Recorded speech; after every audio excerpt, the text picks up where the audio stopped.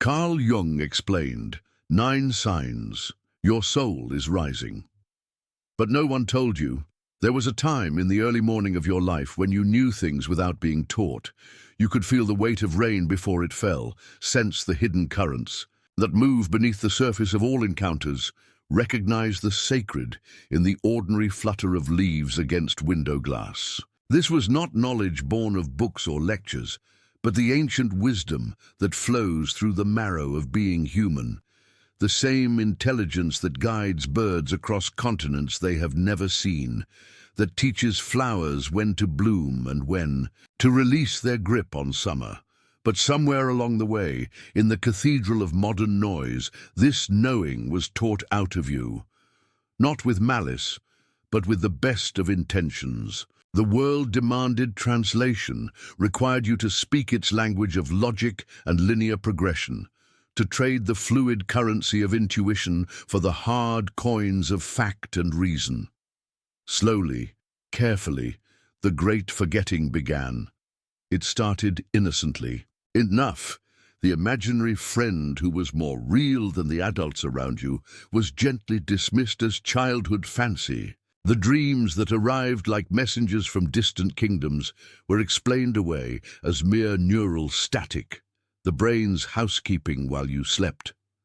The moments when you felt connected to something vast and breathing and alive, standing knee-deep in summer grass, watching stars wheel overhead, sensing the wordless conversation between yourself and the living world, these were filed away under cute or phase or overactive imagination. The persona began to form like scar tissue over a wound you didn't know you'd received. Layer by careful layer, you learned to be who they needed you to be, the good student who raised the right hand at the right moment, the dutiful child who colored inside the lines and kept the wildness locked safely away, the responsible adult who traded dreams for security, mystery for certainty, the language of the soul for the dialects of success and social acceptance. Jung called this process the formation of the persona, that necessary mask we craft to interface with the collective world. But what was meant to be a bridge became a fortress. What was designed as a tool became a cage. The mask grew so convincing that even you forgot it was not your true face. The performance became so polished that the authentic self retreated deeper and deeper into the background, like a shy child hiding behind curtains while strangers filled the living room. And yet, beneath the surface of this carefully constructed life, something else was stirring. The self, that larger, deeper, more complete version of who you are, refused to be silenced completely. It began to speak in the only language available to it, the language of symptoms, of strange longings, of inexplicable dissatisfactions that arose even when everything was going according to plan. The successful career that suddenly felt hollow, as an abandoned shell, the relationship that checked all the right boxes but left you feeling more alone than solitude ever had. The spiritual practices that once lifted you toward transcendence now felt like going through the motions. Beautiful choreography performed for an empty theater. These were not signs of failure or ingratitude or mental illness, though the world around you might suggest otherwise. These were love letters from your authentic self, written in the only ink it had available, the dark ink of what Jung called divine discontent. In the mythology of every culture, there are stories of this sacred rebellion. Persephone, called away from the surface world into the depths where real transformation happens. Buddha, abandoning the palace of comfortable illusion for the uncertain path of awakening. The Fisher King, wounded and waiting in his wasteland. Castle until someone brave enough to ask the right questions arrives to break the spell of sterile perfection. Your symptoms are not pathology, but prophecy. Your restlessness is not a character flaw, but a compass pointing toward true north. The depression that descends like fog is not evidence of brokenness, but the psyche's way of creating the necessary darkness for deep work to begin. Just as seeds require the buried darkness of winter soil to crack open and transform. The soul sometimes needs the fertile darkness of apparent breakdown to break through into new life. The great forgetting reaches its culmination in the modern world's deafening chorus of distraction. We live in a civilization that has declared war on silence, on stillness, on the empty spaces where the soul catches its breath and remembers its own name. Every moment is filled with noise, not just the obvious cacophony of traffic and media and endless connection, but the subtler static of constant doing, achieving, improving, optimizing the self, as if it were a machine to be fine-tuned rather than a mystery to be lived. We have forgotten that we are not human beings having a spiritual experience, but spiritual beings having a human experience. We have forgotten that the goal is not to eliminate suffering, but to transform it into wisdom, not to achieve perfection, but to embrace wholeness, which includes the parts of ourselves we would rather leave in the shadows. We have forgotten that the very symptoms we medicate and analyze and try to fix might be the soul's way of getting our attention, like a lover throwing pebbles at the window of our awareness. The first stirring of awakening feels like madness because it asks us to question everything we have been taught to value. It whispers that perhaps success without soul satisfaction is failure, that perhaps the relationships that look perfect from the outside are prisons of politeness, that perhaps the spiritual path we've been walking is leading us away from rather than toward our authentic center. This questioning feels dangerous because it is dangerous, not to our physical survival, but to the false self we have spent so much energy constructing and maintaining. But what the ego experiences as threat, the self recognizes as invitation. The uncomfortable questions are not signs that something has gone wrong, but that something is finally ready to go right. The restlessness is not a problem to be solved, but energy gathering for the leap into unknown territory. The sense that you are living someone else's life is not neurosis but clarity, the first clear note in what will become a symphony of authenticity. This is the hour of sacred dismantling, when the soul begins to reclaim the territory that was, ceded to the collective voice of should and must and supposed to. It is the moment when the false dawn of persona-driven living gives way to the true dawn of individuation, not the selfish pursuit of personal desires, but the courageous willingness to become who you actually are beneath all the accumulated expectations and accommodations. The great forgetting is ending, not all at once, not without resistance from the parts of you that have grown comfortable in the familiar cage, but surely and inevitably as the tide that turns regardless of human plans or preferences. The ancient language your soul once spoke fluently is returning, not as nostalgia for childhood innocence, but as the mature wisdom of one who has traveled through the necessary exile and is finally ready to come home. Listen, in the spaces between thoughts, in the pause between breaths, in the silence that lives at the heart of all sound, your authentic self is calling your name.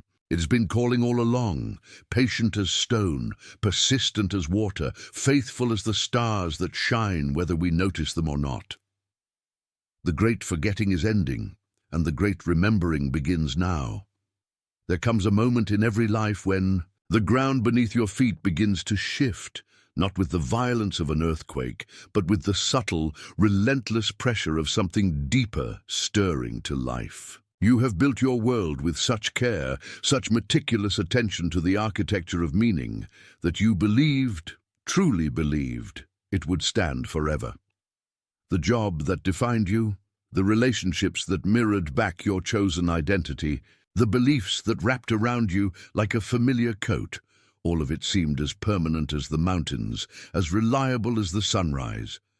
But the psyche, that vast ocean of consciousness that extends far beyond the small island of ego awareness, operates by laws that mock our need for permanence. Jung named this mysterious force enantiodromia, the inexorable tendency of all things to transform into their opposite, the cosmic joke that our greatest strengths become our most confining prisons, our most cherished certainties the very bars of our cage. You wake one morning and the coffee tastes different. Not bitter, not stale, just different, as if your tongue has forgotten how to recognize what once brought comfort. The mirror reflects the same face, but something behind the eyes has shifted, like furniture rearranged in a familiar room during the night. The conversations that once animated you now feel hollow, echoing in chambers that have somehow grown too large for the words you've always used. This is not depression, though it may masquerade as such. This is not failure, though the ego will scream that diagnosis with all the fury of a dethroned king. This is the first labor pain of psychological birth, the initial crack in the chrysalis that you didn't even know you had woven around yourself, thread by careful thread, year by unconscious year. The persona, that mask we craft so skillfully to meet the world's expectations, begins to feel heavy against your skin. The successful executive finds themselves staring out the conference room window, watching clouds drift with a longing they cannot name. The devoted mother discovers moments of silence in her car after dropping the children at school, moments that feel both guilty and necessary, pregnant with a freedom she's forgotten how to want. The spiritual seeker realizes that all their practices have become performances, beautiful and empty as theater after the audience has gone home. What is happening is not destruction, but revelation. The structures you built were never meant to be permanent dwellings, but rather scaffolding for the construction of something you could not yet imagine. The familiar world cracks, not to wound you, but to let the light in, to create space for what has been waiting in the shadowed corners of your consciousness, like seeds in winter soil, patient and persistent, and utterly alive. The shadow, that repository of all we've rejected about ourselves, begins to stir in these moments of fracture. Not the crude shadow of obvious failings, but the sophisticated shadow of unlived life, of roads not taken, of the wild and untamed aspects of the self that we banished in our rush toward respectability. The person who built their identity on being helpful finds themselves fantasizing about saying no, about disappearing into the mountains with no forwarding address. The one who prided themselves on rational thinking discovers themselves weeping at sunsets, moved by beauty they cannot explain or justify. This is the beginning of what Jung called individuation, not the selfish pursuit of personal happiness, but the soul's insistence on wholeness, its refusal to be diminished by the comfortable lies we tell ourselves about who we are. The psyche will not be contained forever within the neat boundaries of social acceptability. It has business to attend to, ancient work that cannot be postponed indefinitely. In mythology, this moment is captured in the story of Persephone, torn from her flower-gathering innocence into the underworld of deeper knowing. It is Dante finding himself in the dark wood, having lost the straight way. It is every hero's journey that begins with the call to adventure, not an invitation to glory, but a summons to become more real than comfort allows. The familiar world cracks along fault lines you never knew existed. The career that once felt like destiny reveals itself as a beautiful prison. The relationship that seemed written in the stars shows you its shadow side, the ways you've been performing love rather than living it. The spiritual beliefs that once lifted you skyward feel suddenly earthbound, too small to contain the expanding circumference of your questioning, and in these cracks something begins to grow. Not the forced growth of New Year's resolutions or self-improvement plans, but the organic unfolding of what has always been true but hidden, waiting for the right season to emerge. This is the soul's springtime, arriving not when you planned for it, but when the underground rivers of the unconscious finally break through the frozen surface of your constructed life. The ego resists this process with the desperation of a drowning swimmer, grasping for the familiar handholds that are already dissolving. It creates elaborate stories about what has gone wrong, whom to blame, how to return to the way things were. But there is no return. The only path leads through the crack, into the unknown territory where your authentic self has been waiting. Like a lighthouse keeper tending a flame you thought had been extinguished, this sacred breaking open is not a sign of failure, but of readiness. The psyche does not crack what cannot be rebuilt stronger. It does not dissolve what is not ready to be reformed. You have been preparing for this moment your entire life, gathering the tools and wisdom and inner resources that will carry you through the transformation ahead.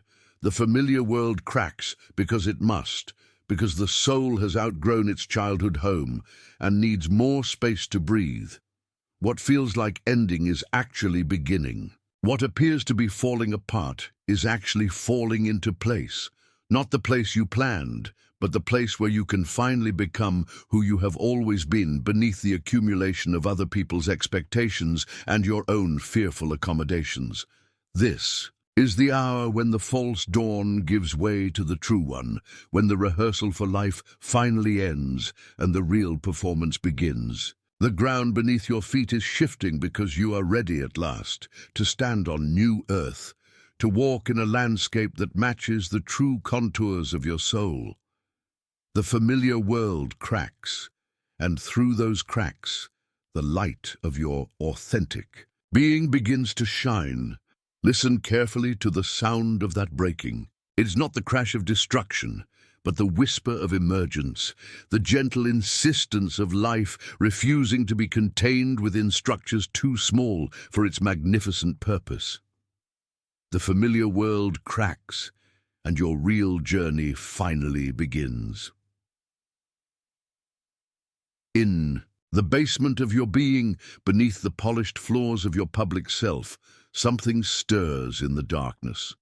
It has been waiting there for years, perhaps decades, feeding on the scraps of authenticity you've denied yourself, growing stronger, on the very energy you've spent trying to keep it contained. This is not the crude shadow of obvious failings, the petty jealousies and small cruelties that we readily admit to having overcome. This is the sophisticated shadow, the repository of unlived life, the keeper of all the vital forces you've sacrificed on the altar of acceptability. The shadow speaks its name now, not with the voice of a monster, but with the whisper of banished royalty, the exiled king who has never forgotten his rightful claim to the throne of your complete being.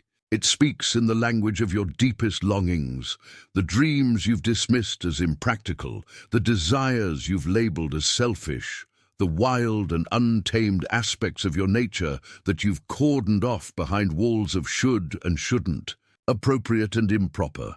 Jung understood what the moralists could not, that what we resist in ourselves becomes our unconscious master, operating from the shadows with more power than anything we consciously claim to believe. The successful businessman who has built his identity on rational decision-making finds himself in the grip of inexplicable rage at minor inconveniences. The spiritual seeker who has cultivated compassion and equanimity discovers a bitter cynicism lurking beneath the surface of their practices. The devoted parent who has sacrificed everything for their children's welfare awakens to fantasies of complete abandonment, of disappearing into the night with no forwarding address. These are not signs of moral failure, but of psychological incompleteness. The shadow emerges when the soul is ready to reclaim the territory it has ceded to the demands of others, when the time comes to gather the scattered pieces of the self and forge them into something whole. This is not the wholeness of perfection, but the wholeness of integration, the dark marriage between what you've been and what you've refused to be. The shadow holds your disowned power, the strength you've given away to avoid conflict, the boundaries you've failed to set to maintain others' approval. It cradles your rejected creativity, the art you deemed too self-indulgent to pursue, the music that died in your throat when you chose security over expression. It guards your forbidden sexuality, the desires that don't fit the neat categories of your public persona, the hungers that shame taught you to hide, even from yourself. But perhaps most importantly, the shadow contains your disowned authenticity, the parts of yourself that would have emerged naturally if you hadn't learned to edit them out of existence. The introvert who learned to perform extroversion to fit in with their family of origin. The naturally sensitive soul who armored themselves in cynicism to survive a harsh world. The mystic who learned to speak only in the acceptable language of materialism and achievement. In fairy tales and mythology, the shadow appears as the dark twin, the evil stepmother, the beast that must be faced in the forest. But these stories, when understood symbolically rather than literally, reveal a profound truth. The shadow is not the enemy to be slain, but the ally to be integrated. Beauty and the Beast shows us that learning to love what we find most repulsive in ourselves is the key to transformation. The witch in the woods often turns out to be the wise woman who holds the medicine the hero needs. The shadow speaks its name in the dreams that disturb your sleep, peopled with figures who embody everything you've tried not to be. The violent stranger who pursues you through dark corridors is your own disowned anger. The seductive temptress who leads you astray is your own forbidden desire for freedom. The child who weeps in the corner of your dreamscape is the innocence you sacrificed to become acceptable to a world that demanded you grow up too fast.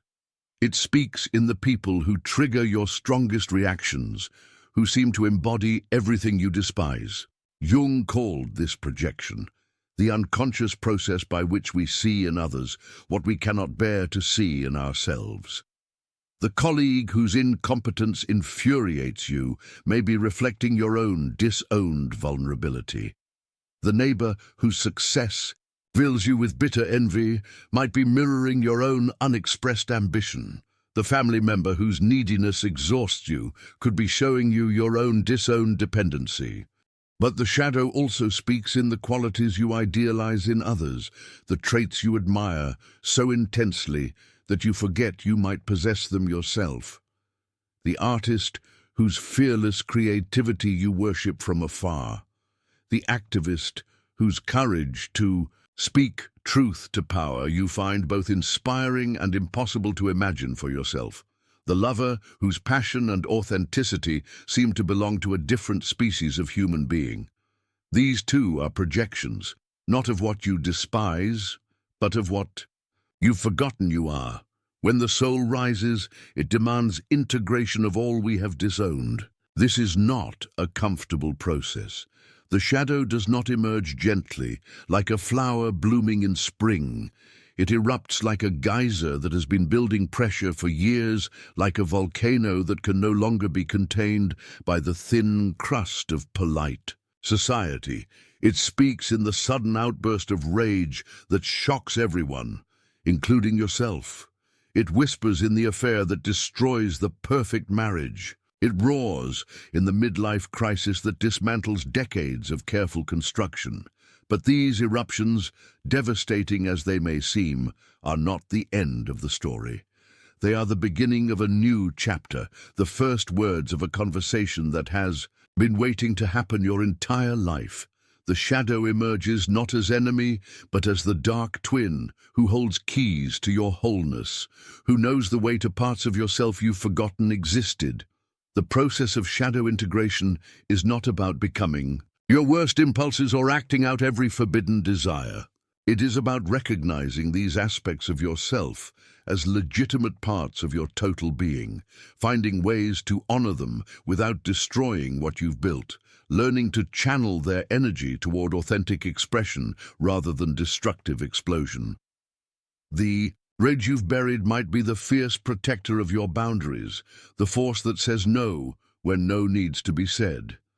The selfishness you've denied might be the healthy self-regard that allows you to give from fullness rather than depletion.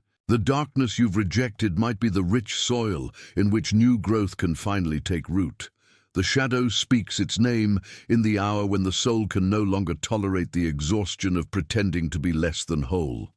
It rises like a tide that has reached its turning point, carrying with it all the debris of abandoned dreams and rejected aspects of self. This is not destruction, but revelation. Not the end of who you are, but the beginning of who you might become if you were brave. Enough to embrace the full spectrum of your humanity. Listen to its voice now, that dark twin who has been waiting in the wings of your consciousness. It speaks not in the language of condemnation, but in the dialect of liberation, offering you the keys to rooms in your inner house that you've kept locked for so long you've forgotten they exist. The shadow speaks its name, and in that speaking, offers you the possibility of becoming not perfect but complete, not pure but whole, not acceptable but authentic. The time of exile is ending. The scattered pieces of the self are ready to be gathered. The shadow speaks its name, and the soul prepares to answer. In the velvet darkness of sleep, when the ego's vigilant sentries finally lay down their arms, something profound stirs in the depths of your being. The rational mind, that tireless architect of daylight order, surrenders its throne to older, deeper powers, powers that speak not in the language of logic, but in the ancient tongue of symbol and myth. You have entered the sacred theater of the unconscious, where dreams unfold, like letters written by your own soul, addressed to the part of you that has forgotten how to listen. These are not mere neural static, not random electrical storms in the brain's corridors. They are messages from the self, that vast, wise presence that dwells beyond the boundaries of your conscious identity, the one Jung called the architect of individuation itself. When transformation approaches, when the psyche prepares for the great work of rebirth, dreams become urgent couriers. They arrive with unprecedented frequency, bearing symbols that bypass the ego's rational gatekeepers, like water finding its way through the smallest cracks in stone. The dreaming mind knows what the waking mind fears to acknowledge, that change is coming, that the old structures of self are dissolving, that something entirely new is struggling to be born from the chrysalis of your sleeping hours. Notice how your dreams have grown more vivid lately, more insistent in their strange poetry. Colors burn brighter in the landscape of sleep. Emotions surge with oceanic power. Characters appear who seem to know you better than you know yourself. Figures who speak in riddles that make perfect sense to some deeper part of your being. Even as your rational mind scrambles to decode their meaning upon waking, these nocturnal visitors are not strangers. They are aspects of your own psyche, dressed in the costumes of archetype and myth. The wise old man who appears at the crossroads of your dream is your own inner wisdom, emerging from the collective unconscious to guide you through the labyrinth of transformation. The fierce woman who challenges you in the dream temple is your own feminine power, demanding recognition after years of exile in the shadow realm of the psyche. Jung understood that dreams operate by a logic entirely different from the causal chains of waking consciousness. In the realm of sleep, time folds back upon itself. Past and future collapse into an eternal present where the child you were converses with the elder you are becoming. The dream speaks in the language of participation mystique, that primordial consciousness where subject and object, dreamer and dreamed, dissolve into a unified field of meaning.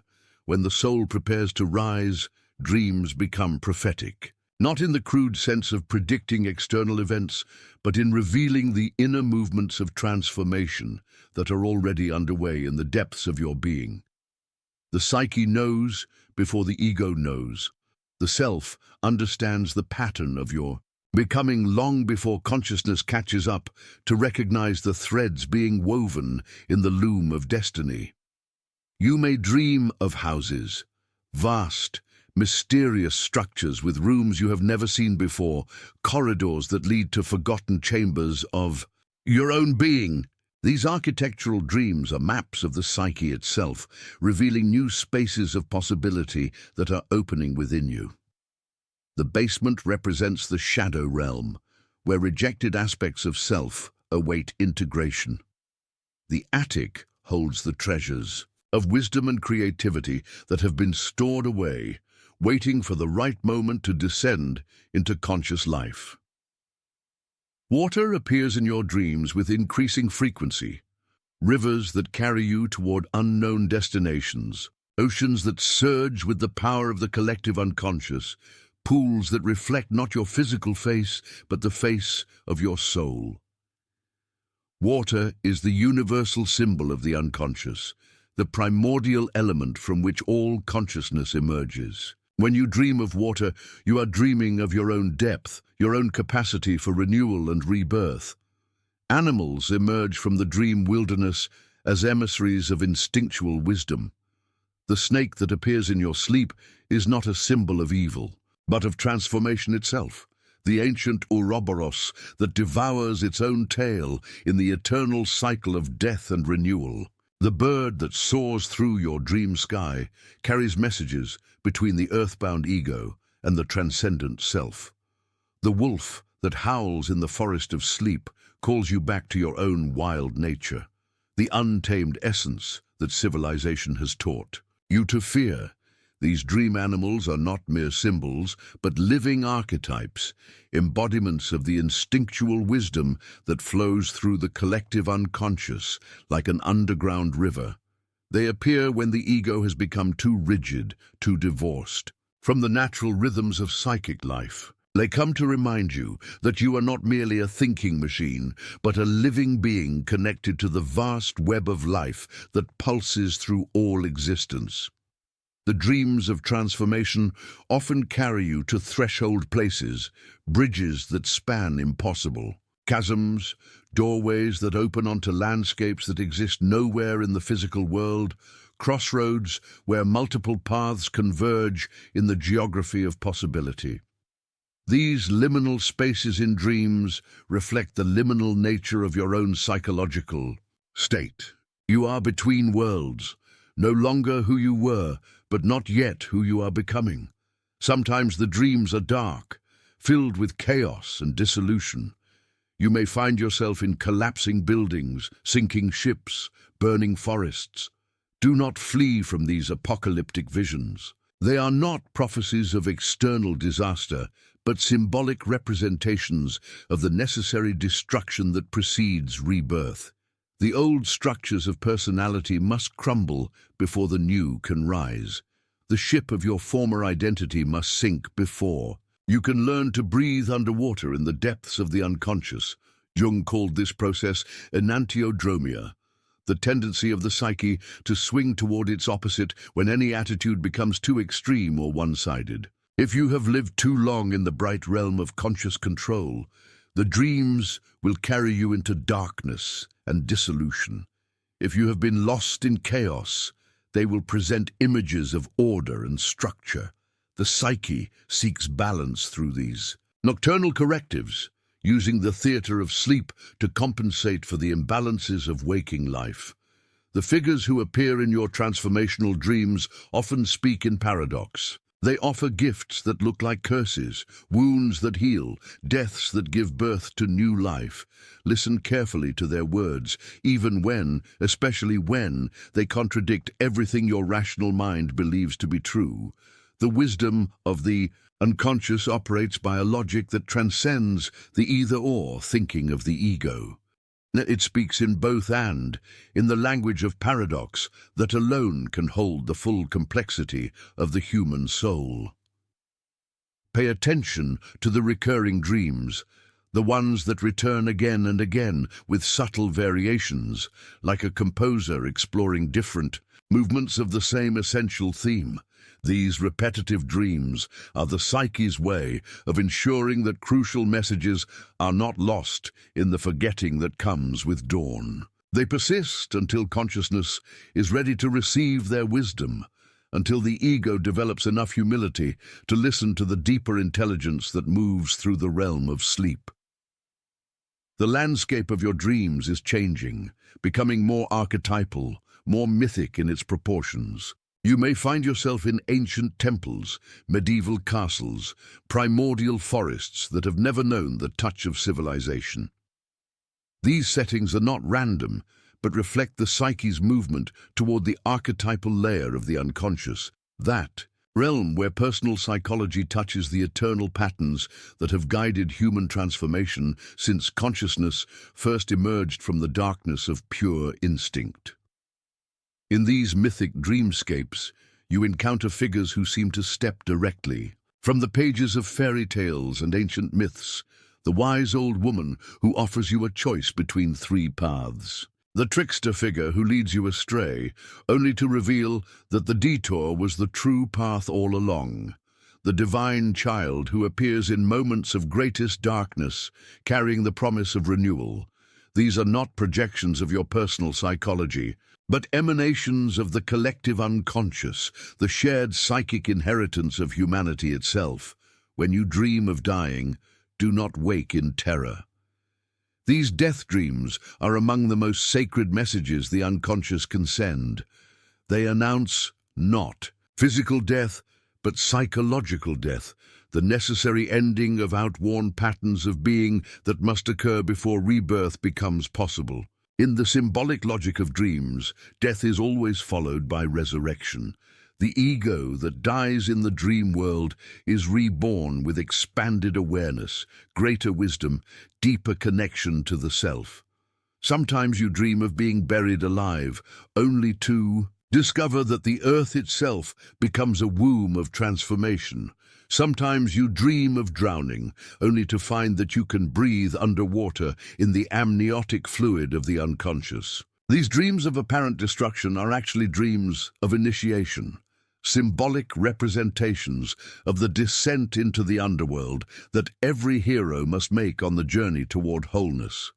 The dreams may show you versions of yourself that seem impossible, the confident speaker when you know yourself as shy, the artist when you have never held a brush, the healer when you feel broken yourself. These dream selves are not fantasies, but glimpses of potential aspects of your being that exist in the realm of pure possibility.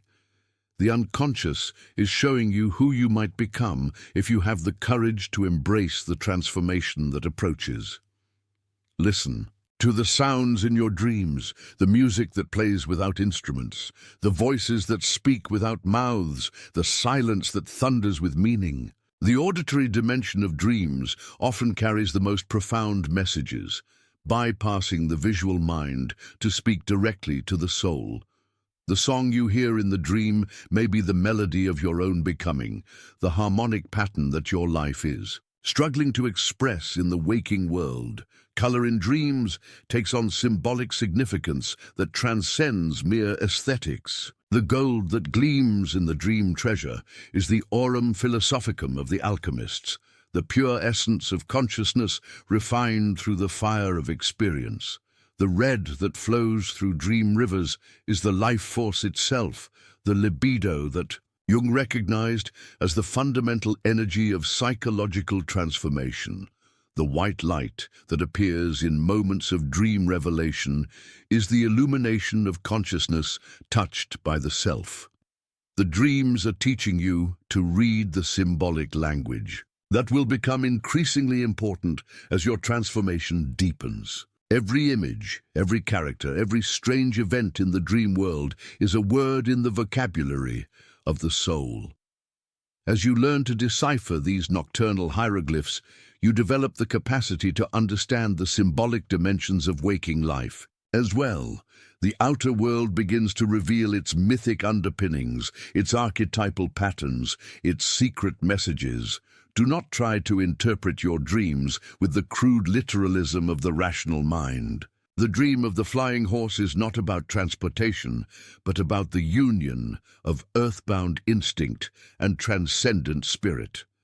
The dream of the burning house is not about real estate, but about the purification of consciousness through the sacred fire of transformation. The dream of the talking animal is not zoological fantasy, but dialogue with the wisdom of instinct that speaks when the ego finally learns to listen.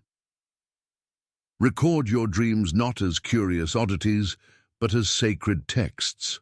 Write them down immediately upon waking, before the pragmatic concerns of the day wash away their strange poetry. Create a chronicle of your inner journey, a personal mythology that charts the progress of your soul's evolution. These dream records will become invaluable as you navigate the challenging passages of transformation that lie ahead.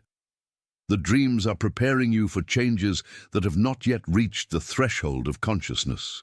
They are dress rehearsals for new ways of being, symbolic explorations of possibilities that your ego mind would reject as impossible or dangerous. In the safe space of the dream theater, you can experiment with aspects of identity that would terrify your conscious self, can explore territories of experience that your rational mind would never dare to enter. When the dreams become lucid, when you realize within the dream that you are dreaming, you have achieved a profound psychological state. Lucid dreaming represents the marriage of consciousness and the unconscious, the ego's ability to remain aware while still participating in the deeper wisdom of sleep. In these moments, you can dialogue directly with the figures of the unconscious, can ask questions of the wise beings who inhabit your dream world, can consciously participate in the symbolic dramas that are reshaping your soul.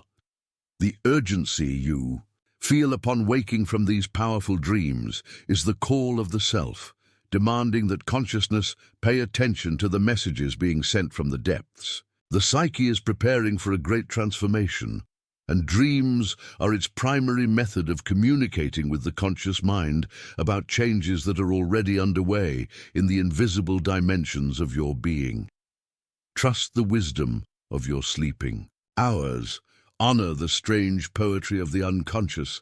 Allow yourself to be taught by the midnight professors who speak in the language of symbol and myth. For in learning to understand your dreams, you are learning to understand the very process by which the soul recreates itself again and again in the eternal spiral of death and rebirth that is the essence of psychological transformation. The dreams are sacred messengers, and their message is always the same, delivered in 10,000 different symbolic languages. You are more than you know.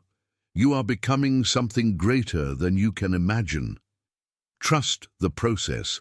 Trust the journey. Trust the wisdom that moves through you like a river flowing toward the sea of infinite possibility. There comes a time, not marked by clocks or calendars, when the soul no longer craves noise. It recoils from the echo of empty voices, the rituals of performative connection, the applause of the outer stage. It is not bitterness, nor cynicism, nor misanthropy. It is not even fatigue. It is the subtle and sacred shift into the soul's primordial longing. Silence. You feel it first, like the ache of distant thunder, a tremor in the bones, the body's quiet rebellion against overstimulation. The mind, once seduced by stimulation, now turns inward like a flower folding into itself at dusk. A hush begins to grow inside you, stretching its wings, reclaiming the room where clutter once ruled. This is no escape. It is not running. It is a return to the forgotten well within. Here, Jung's wisdom reverberates with ageless truth. One does not become enlightened by imagining figures of light, but by making the darkness conscious. And solitude, true. Solitude is the cathedral in which this darkness begins to speak. You begin to see it, don't you? The hunger for solitude is not the desire to be alone. It is the desire to be undisturbed by others, by masks, by the incessant dialogue of persona. It is the soul's yearning to return to its own underworld, to walk barefoot into the cave, and to meet itself again. Without translation, In this chrysalis of quiet, the outer skin begins to peel. The persona, that carefully assembled garment woven of social approval and habit, begins to rot at the edges. You don't tear it off. It simply no longer fits. In the stillness, you begin to notice the weight of everything you wore for others, every smile that wasn't real, every role you played to survive, every mask that grew roots into your skin, and when silence is deep enough, when the outer world fades to a whisper, the voice beneath the voice begins to stir, not the ego's voice, tight, rehearsed, self-defensive, but the voice beneath even thought, the murmur of soul, the one who was watching all along. You realize then why solitude is feared. It is not the loneliness that terrifies, but the confrontation, the raw, naked confrontation with the parts of you you've exiled, the child, the coward, the addict, the fraud. They do not speak in the marketplace, but they rise in the mirror of isolation. And they do not whisper, they weep. In Jungian alchemy, this is the negredo, the blackening, the dissolution, the sacred rot. It is the moment when the old form collapses, when the light dims, not in punishment, but in preparation. Solitude is the womb of this death, not death of the body, but of false identity. The hermit phase is not glamorous, it is not an aesthetic, it is a psychic dismantling. You feel the scaffolding collapse, the validation seeking, the performative ambition, the social appetites that once ruled your calendar. Suddenly you cannot bear small talk, you cannot fake laughter, you cannot smile through spiritual dissonance. You begin to walk away, not in bitterness, but in necessity, from gatherings that drain you, from conversations that echo with absence, from environments where you cannot breathe. It is not rejection, it is a sacred withdrawal, like a snake sliding into the dark earth to shed. You do not announce this exile, you simply begin to disappear. And in that disappearing, something ancient begins to remember itself. There is a kind of silence that is not empty. It is thick, lush, pregnant with intuition, a silence that contains everything: grief, vision, memory, archetype. In solitude, you begin to feel this texture, this saturation of symbol. Dreams grow wild and strange. The unconscious no longer, drowned by distraction, begins to speak in images, in myth, in fire. This is the territory of shadow, the unowned, the disavowed, the silenced truths. The shadow does not rise in chaos. It waits for silence. It waits for you to stop running. And when you finally sit still, utterly still, it steps forward.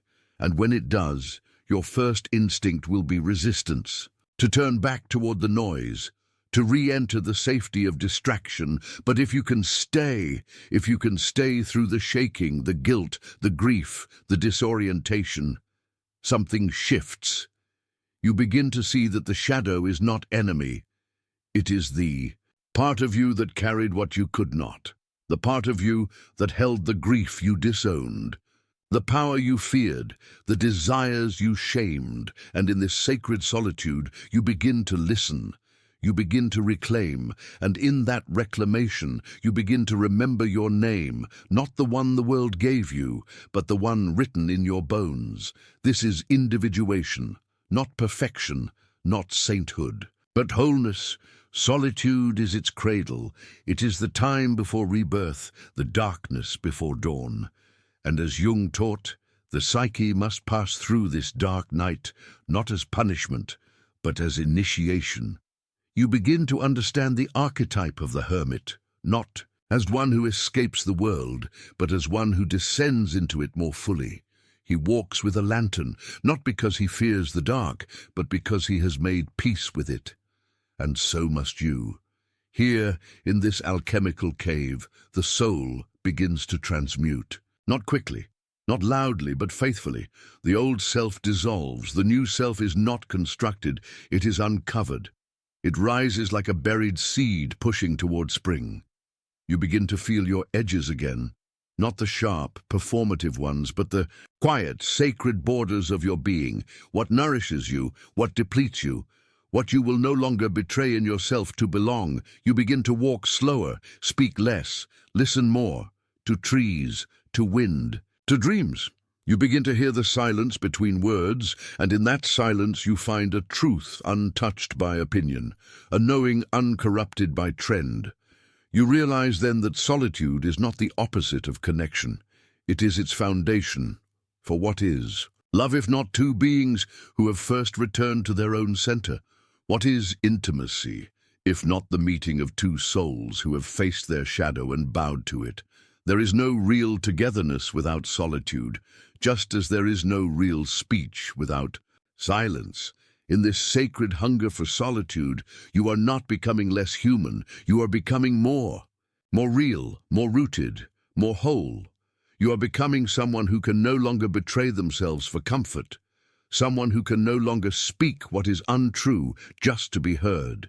You begin to fall in love with stillness, with long, unwitnessed hours, with the flicker of candlelight against the wall of your aloneness. You begin to see that you are never truly alone.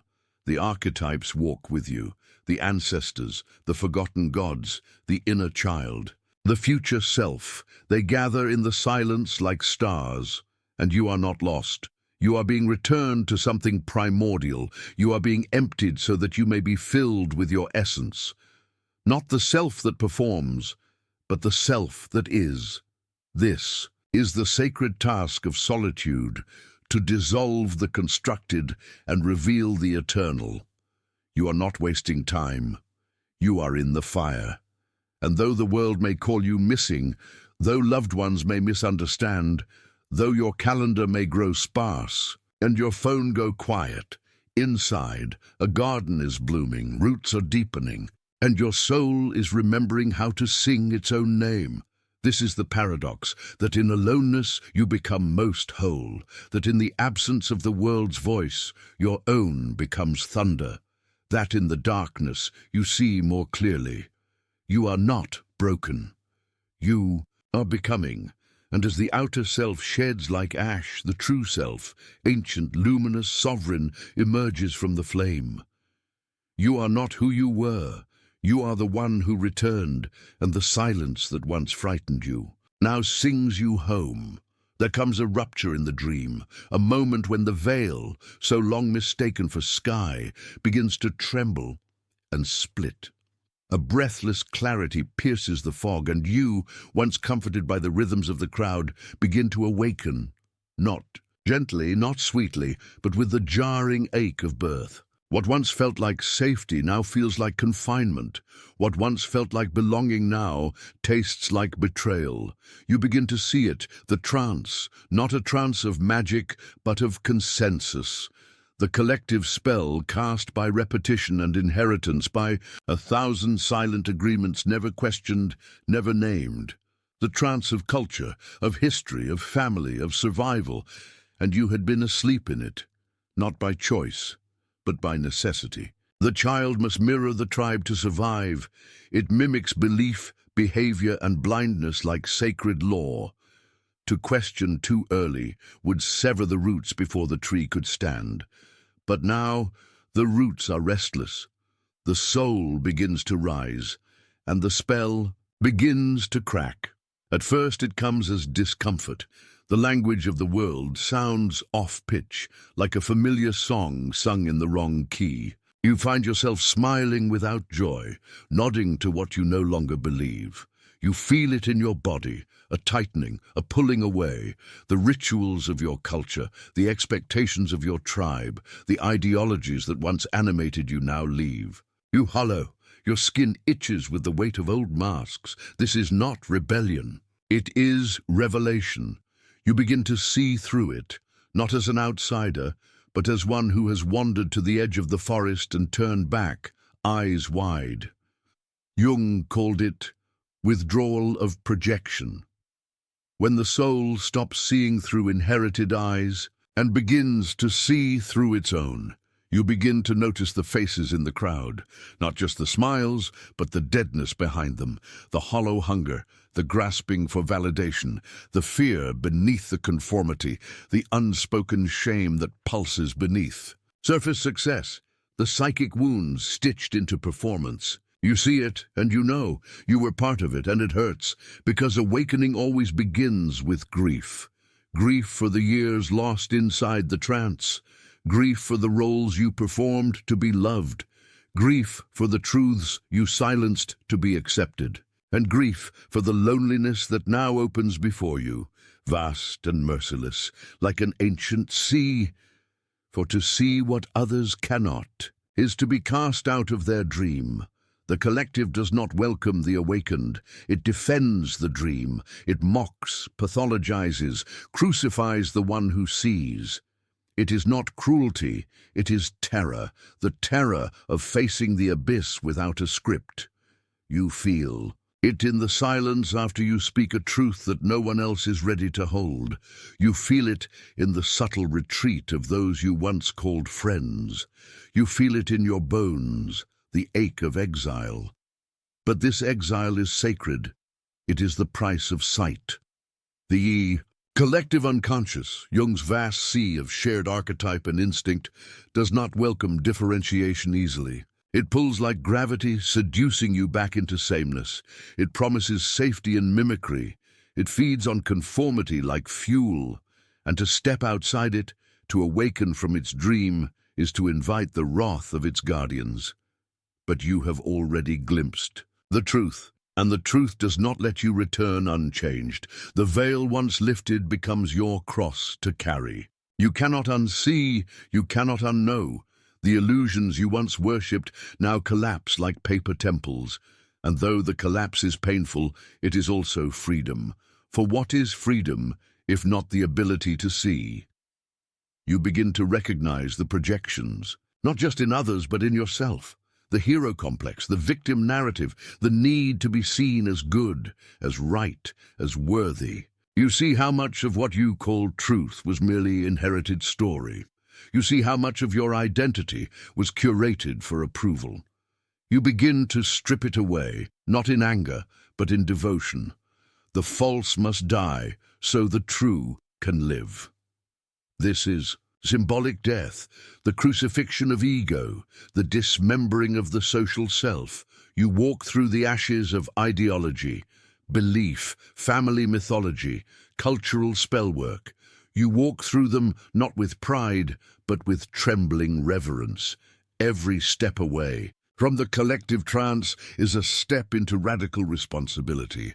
For now there is no script, no tribe to belong to, no map, only the trembling compass of your own soul. And here the loneliness intensifies, not because you are unloved, but because you are unseen. You are no longer playing a role others recognize. You are becoming real, and realness is often met with silence. You speak from soul and people blink. They change the subject. They laugh uncomfortably. They do not mean harm. They simply do not yet have ears to hear, and this too must be grieved.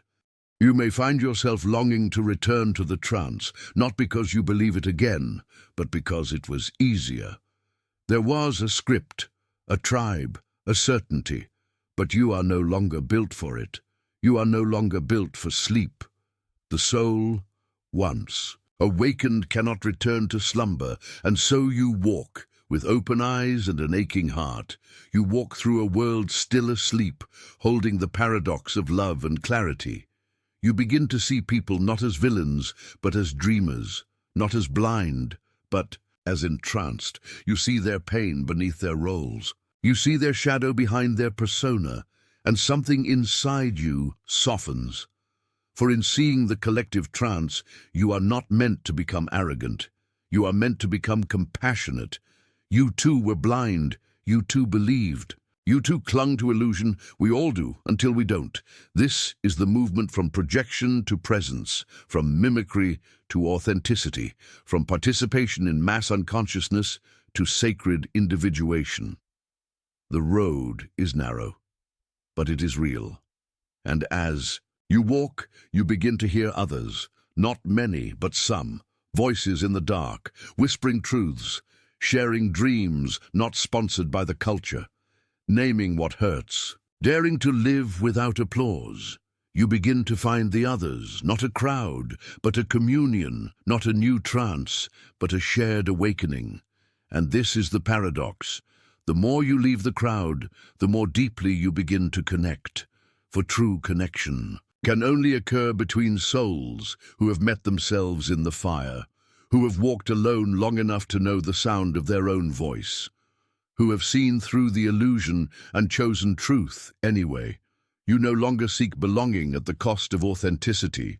You seek resonance. You seek the real, and the real may be rare, but it is enough.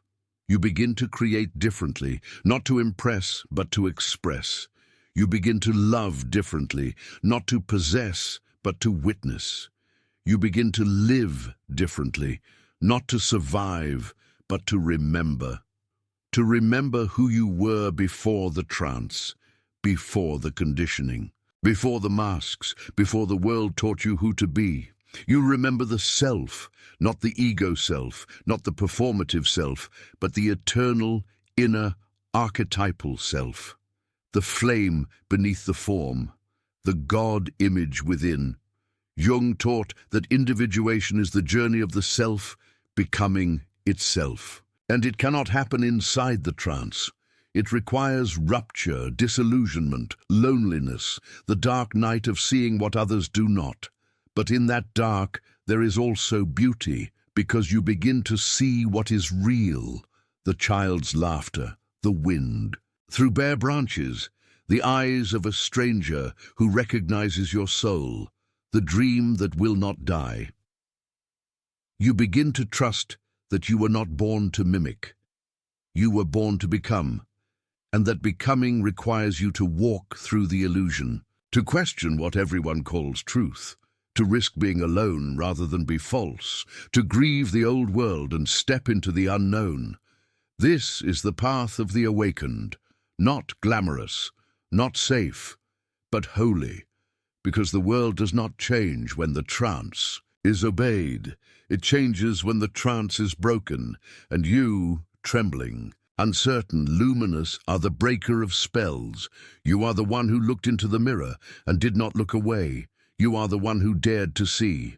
And though the road may be long, you are not lost. You are walking home, to yourself, to the truth, to the soul behind the mask of the world.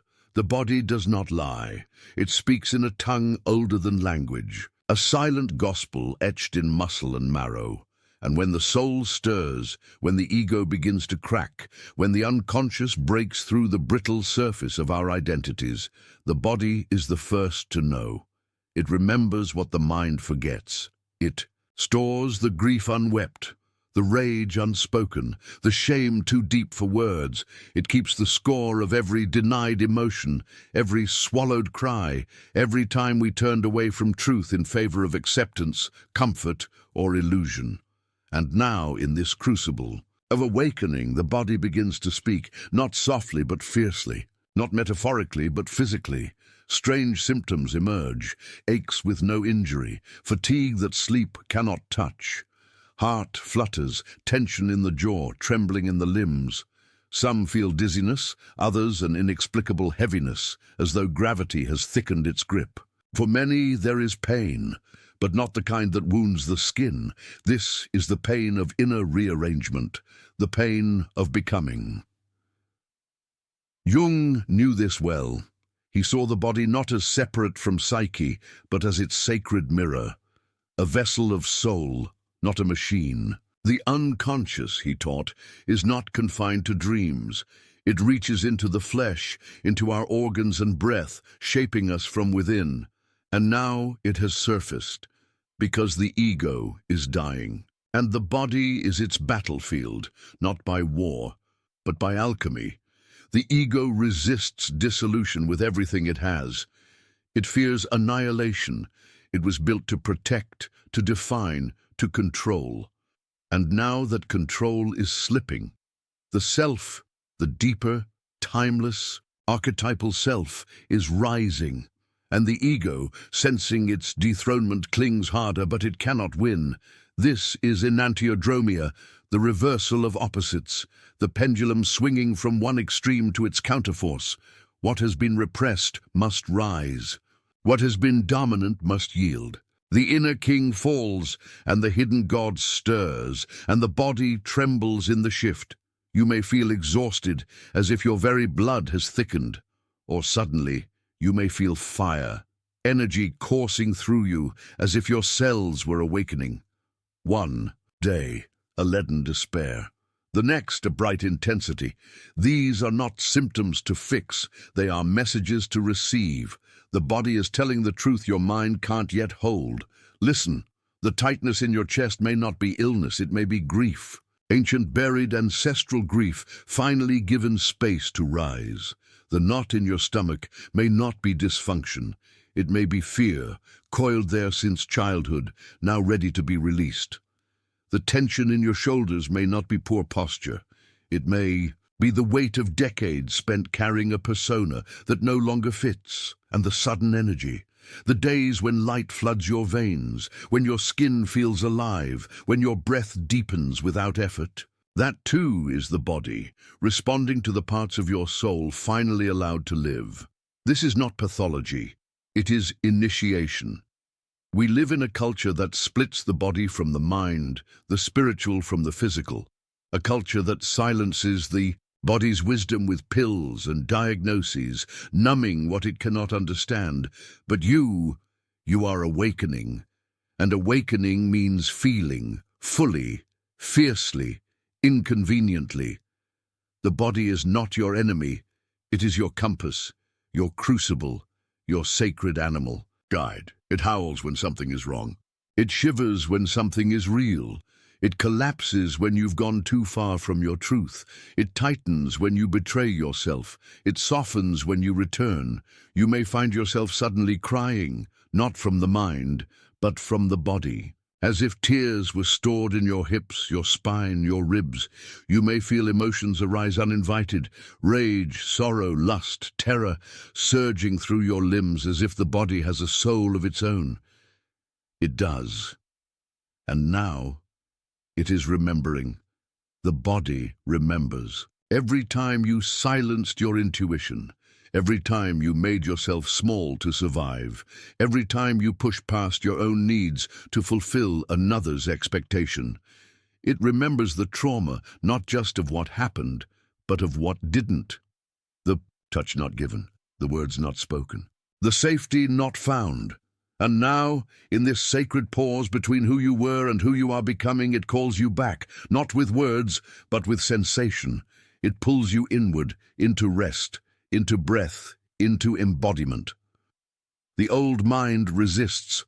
It wants explanations, timelines, solutions. It wants to analyze, to diagnose, to fix, but the body does not move at the speed of thought. It moves at the speed of truth. And truth takes time. This is the chrysalis phase, not just of soul, but of skin. The old self dissolves in the cocoon.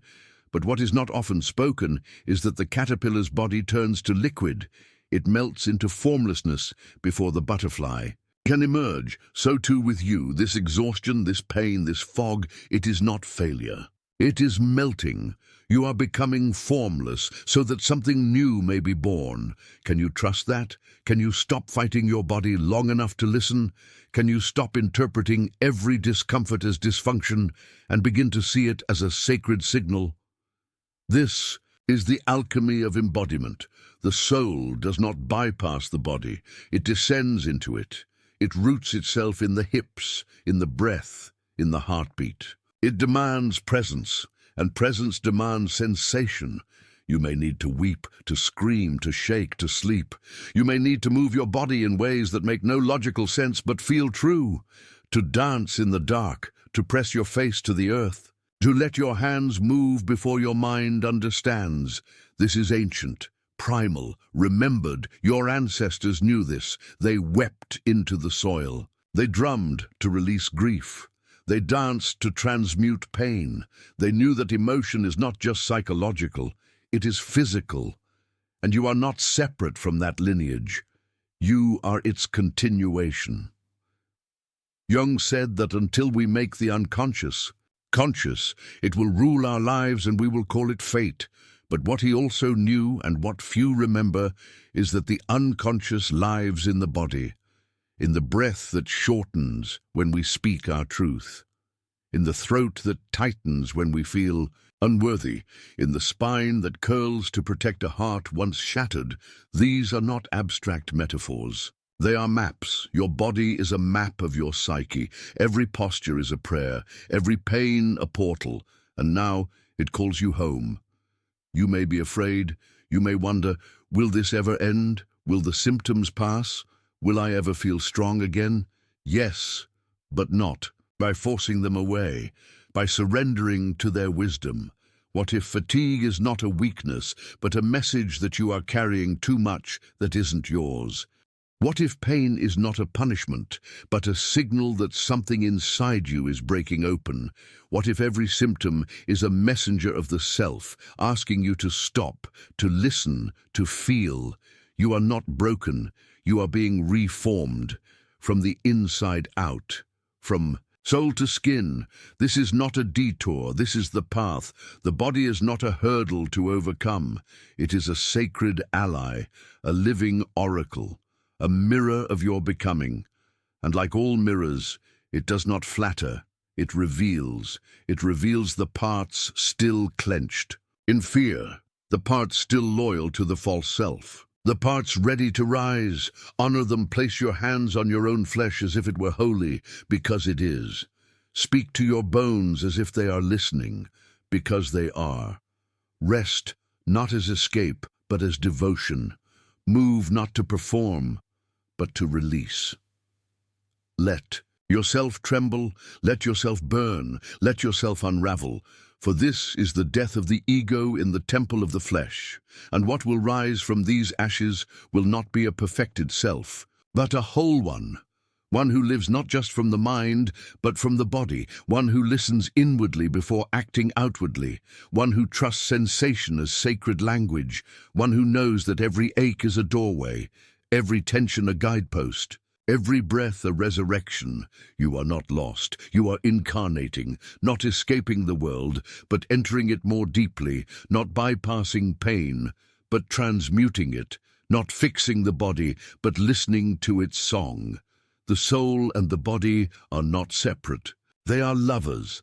And now, in this crucible, they are making something new. So rest, so move, so feel.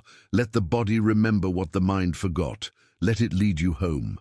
There comes a moment when reality begins to shimmer, not outwardly, but inwardly, as though a hidden pulse animates the mundane, as though the surface of your life, events, objects, encounters, has been cracked open and something beneath it begins to speak, not in sentences, but in signs, not in logic, but in symbols. You glance at the clock, 11:11, again and again. You dream of wolves, and the next day a stranger mentions the same animal. You think of an old friend you haven't spoken to in years, and within hours their name appears. You open a book to a random page, and the sentence you read mirrors your exact internal question. Coincidence, they say.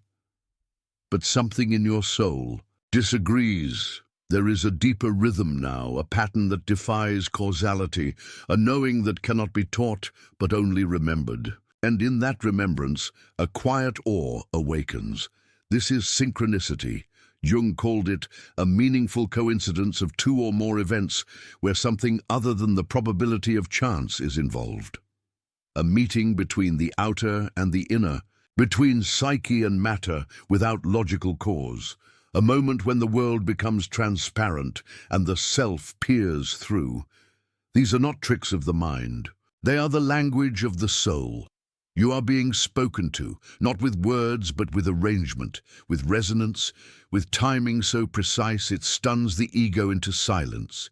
You begin to notice the veil is thin, the world is alive, not as a backdrop to your drama, but as an intimate collaborator in your awakening.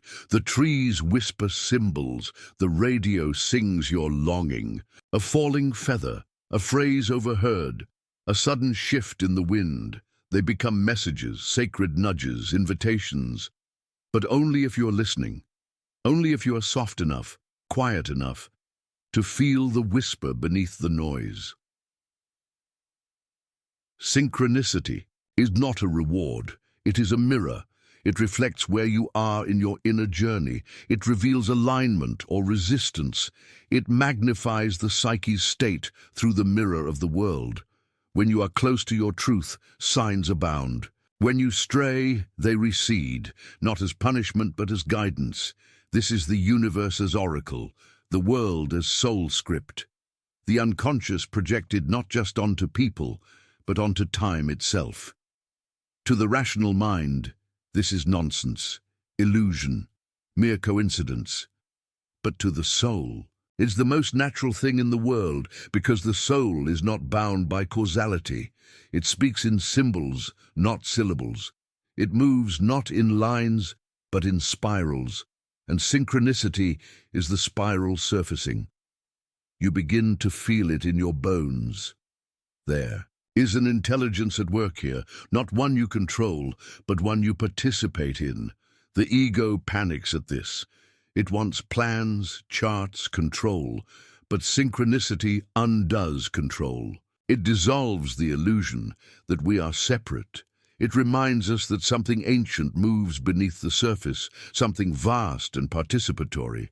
It is not that the world bends for you, but that you are beginning to align with the deep structure of reality, and in that alignment signals flare. The psyche and the cosmos dance in rhythm. The outer reflects the inner. The mirror becomes sacred. Jung saw this clearly. In his Red Book visions, in his patient's dreams and waking lives, in his own encounters, like the scarab beetle that flew into the room at the exact moment a patient described a dream of one. A moment so precise, so charged with meaning that her rational defenses cracked, and healing began. This is synchronicity. As intervention, as medicine, as sacred interruption, it breaks the ego's spell. It reminds you that you are not alone, that your journey is not random, that the self, the deep center of your being, is guiding you through an invisible choreography. You are being led, not by external authority, but by internal resonance. These signs are breadcrumbs. Follow them not blindly, but reverently. They are not instructions, they are confirmations. They do not replace choice, they illuminate it. You are not a puppet in some cosmic play. You are a co-creator, a participant in the unfolding of a myth written not with ink but with fire. Every time you align with your authentic path, the signs increase. Every time you betray it, they dim. This is not punishment. This is resonance. Like tuning forks, the universe responds to vibration, and your vibration shifts as your ego dissolves, as your shadow is integrated, as your true nature, whole, vast, unbroken, begins to emerge. The more you become yourself, the more the world becomes alive, because you are no longer projecting your unlived life onto it. You are inhabiting your life, and that inhabitation unlocks the symbolic field. Suddenly, your path becomes mythic, not in grandeur, but in depth. Every choice echoes in the unseen. Every movement stirs the web. You are walking not on a flat surface, but within a living story, and the story speaks back. But hear this clearly. Synchronicity is not a parlor trick for the spiritually curious. It is not a fortune cookie to soothe the ego. It is sacred communication. It is initiation. And like all initiations, it can be destabilizing, because once you see that reality is responsive, you cannot return to sleep. Once you know the signs are real, you must take responsibility for what they reflect. To receive synchronicity is to enter a contract with meaning, to become a conscious participant in your individuation, no longer asleep in the collective dream, but awake in your own becoming. And that is no small thing. It is a rupture, a birth. You begin to see the collective trance more clearly. The mass projections, the false idols, the dead language of a society severed from soul. And you begin to walk away, not in arrogance, But in devotion, to follow the signs is to follow yourself, not your small self, but the self that Jung spoke of, the center, the guide, the God within. And this God does not speak in commandments. It speaks in patterns, in echoes, in sacred timing. You may find that what once seemed random now feels choreographed, that what once felt empty now brims with significance. But do not cling to every sign as gospel. Not every repetition is divine.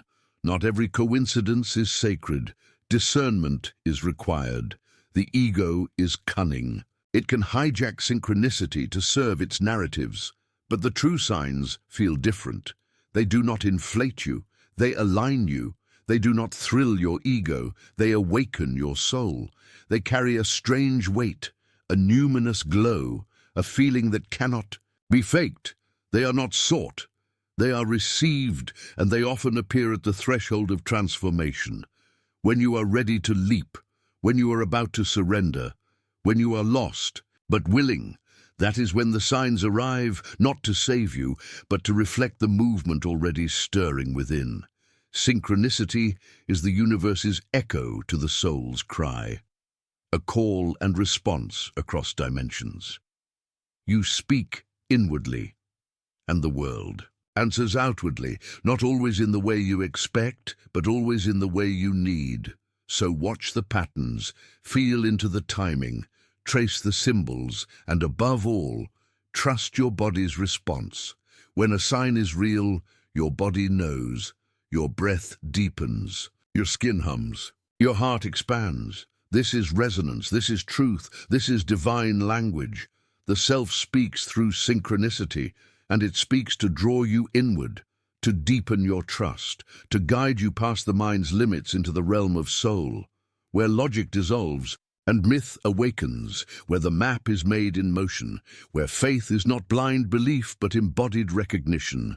The world is not just matter. It is metaphor.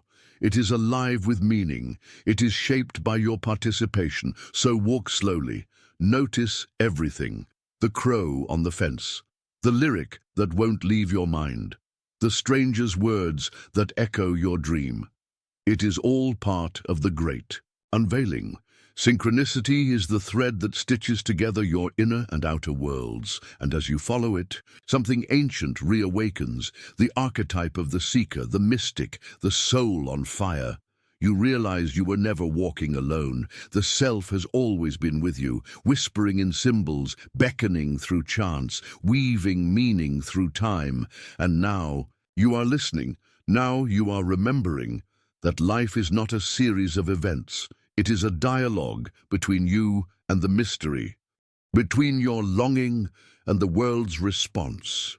This is not superstition. This is sacred science. This is the psyche speaking in the voice of the stars. You do not need to understand it, you only need to honor it. Let synchronicity be what it is. Divine punctuation in the sentence of your life, a sign that you are not the author, but the co-dreamer, and that something vast and benevolent moves with you, so move with it.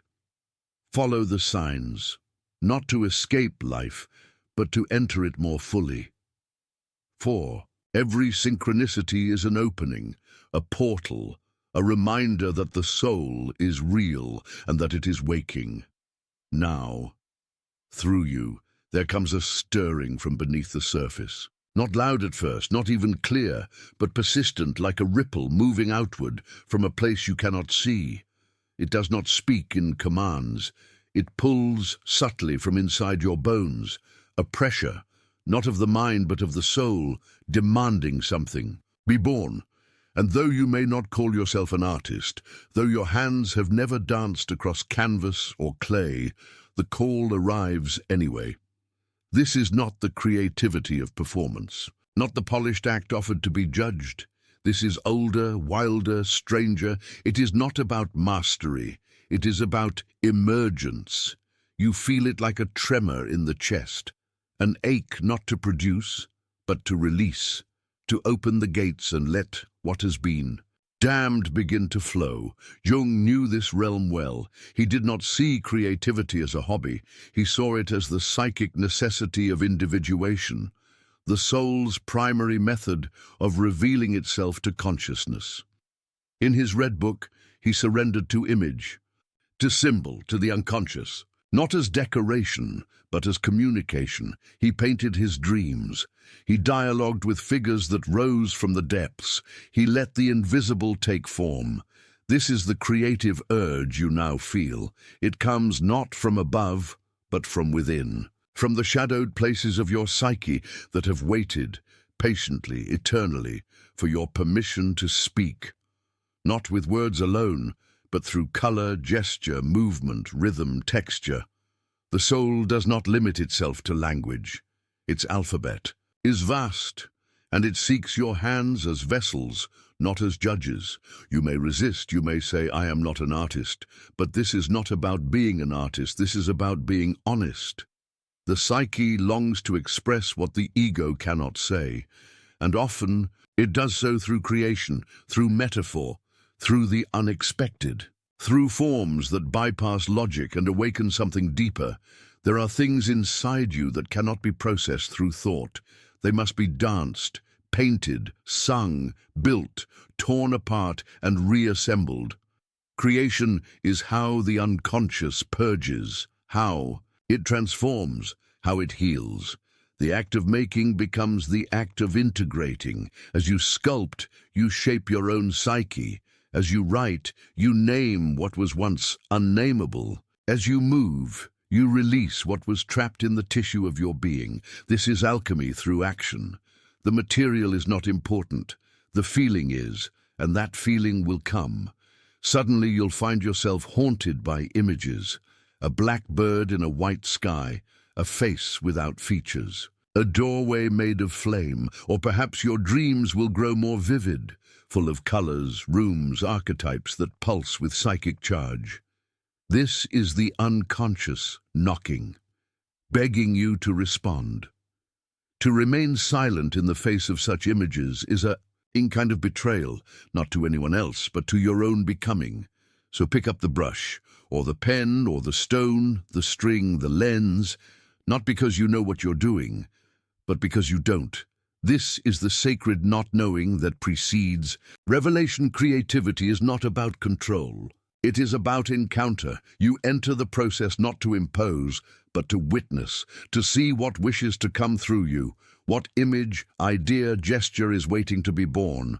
And when it comes, you will feel it. You will know, not intellectually, but somatically. Your body will lean in, your skin will shiver, your breath will still. This is the sensation of alignment, of contact with the numinous. You are no longer creating from ego. You are co-creating with the unconscious.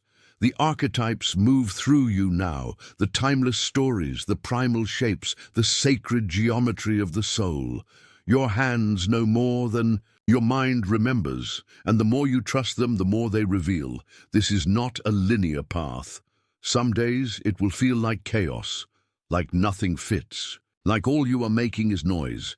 Good. Let the noise come, let the chaos dance. That too is part of the process. The psyche must erupt before it can reorganize. It must break the frame before it finds the new one. Your creations may not make sense to anyone else. They may not even make sense to you, but they are necessary. They are medicine. Each brushstroke, each syllable, each movement, a release of trapped energy, a communion with something greater, a deepening into the self. This is how you return to wholeness, not through analysis alone, but through embodiment, through doing, through making. Because the soul is not abstract, it is deeply, achingly real, and it longs to become matter.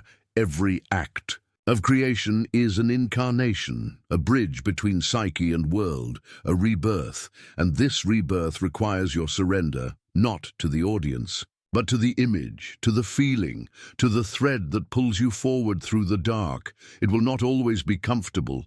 In fact, it often won't be. To create is to risk, to expose, to face the shadow. Because the act of creation stirs what's hidden.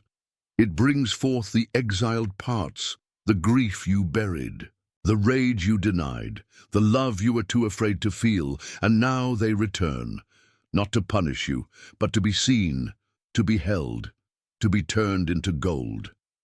This is the great paradox, that the pain you avoided becomes your most sacred material, that the wound becomes the womb of creation. This is the essence of the mythic artist, the wounded healer, the one who transforms suffering into beauty, not by escaping it, but by honoring it. Let your sorrow paint. Let your joy sing. Let your confusion dance its strange and holy steps. You are not creating a product. You are revealing a process, a becoming, a resurrection.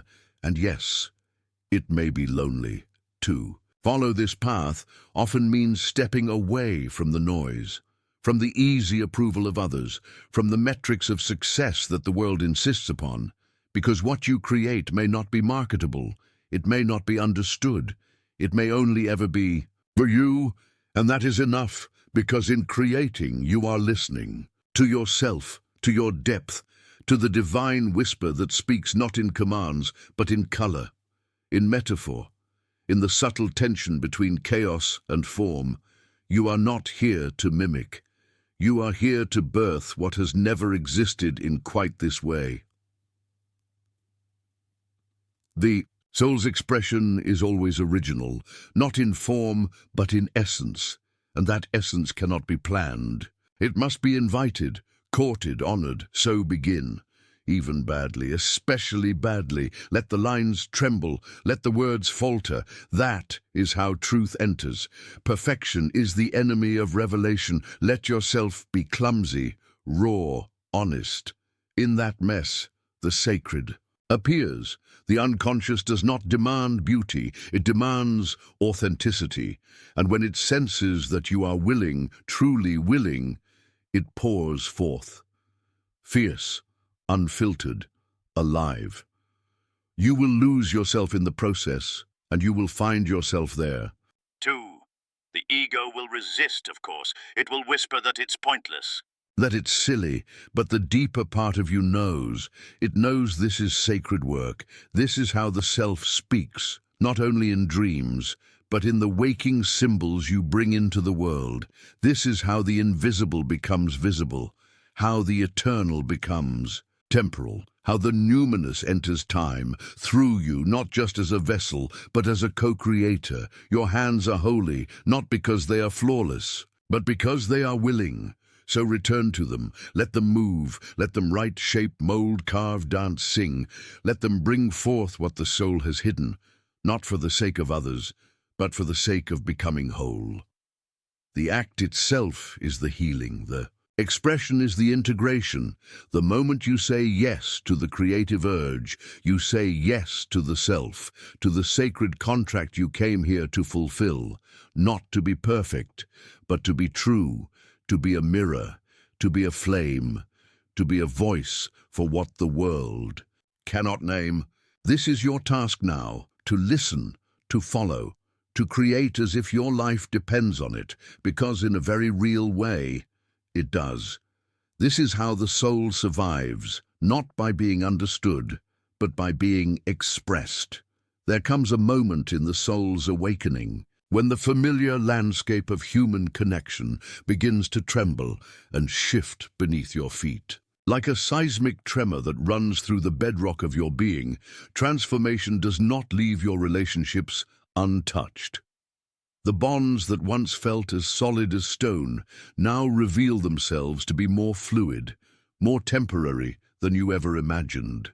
And in this unsettling recognition, you discover that love itself must be reborn if it is to survive the chrysalis of your becoming. Jung spoke of this inevitable reckoning with profound understanding, that as the soul evolves, it develops an almost cellular intolerance for anything that is not authentic. The persona you once wore so comfortably in the company of others begins to feel like a costume that no longer fits. The conversations that once satisfied now feel hollow, echoing in chambers of your heart that hunger for deeper communion. You Find yourself sitting across from people you have known for years, decades even, and feeling as though you are speaking different languages, breathing different air. This is not cruelty, though it may feel cruel in its stark honesty. This is not abandonment, though some may experience it as such. This is the natural consequence of psychological development, the soul's relentless movement toward wholeness, that refuses to be contained by the comfortable limitations of who you used to be.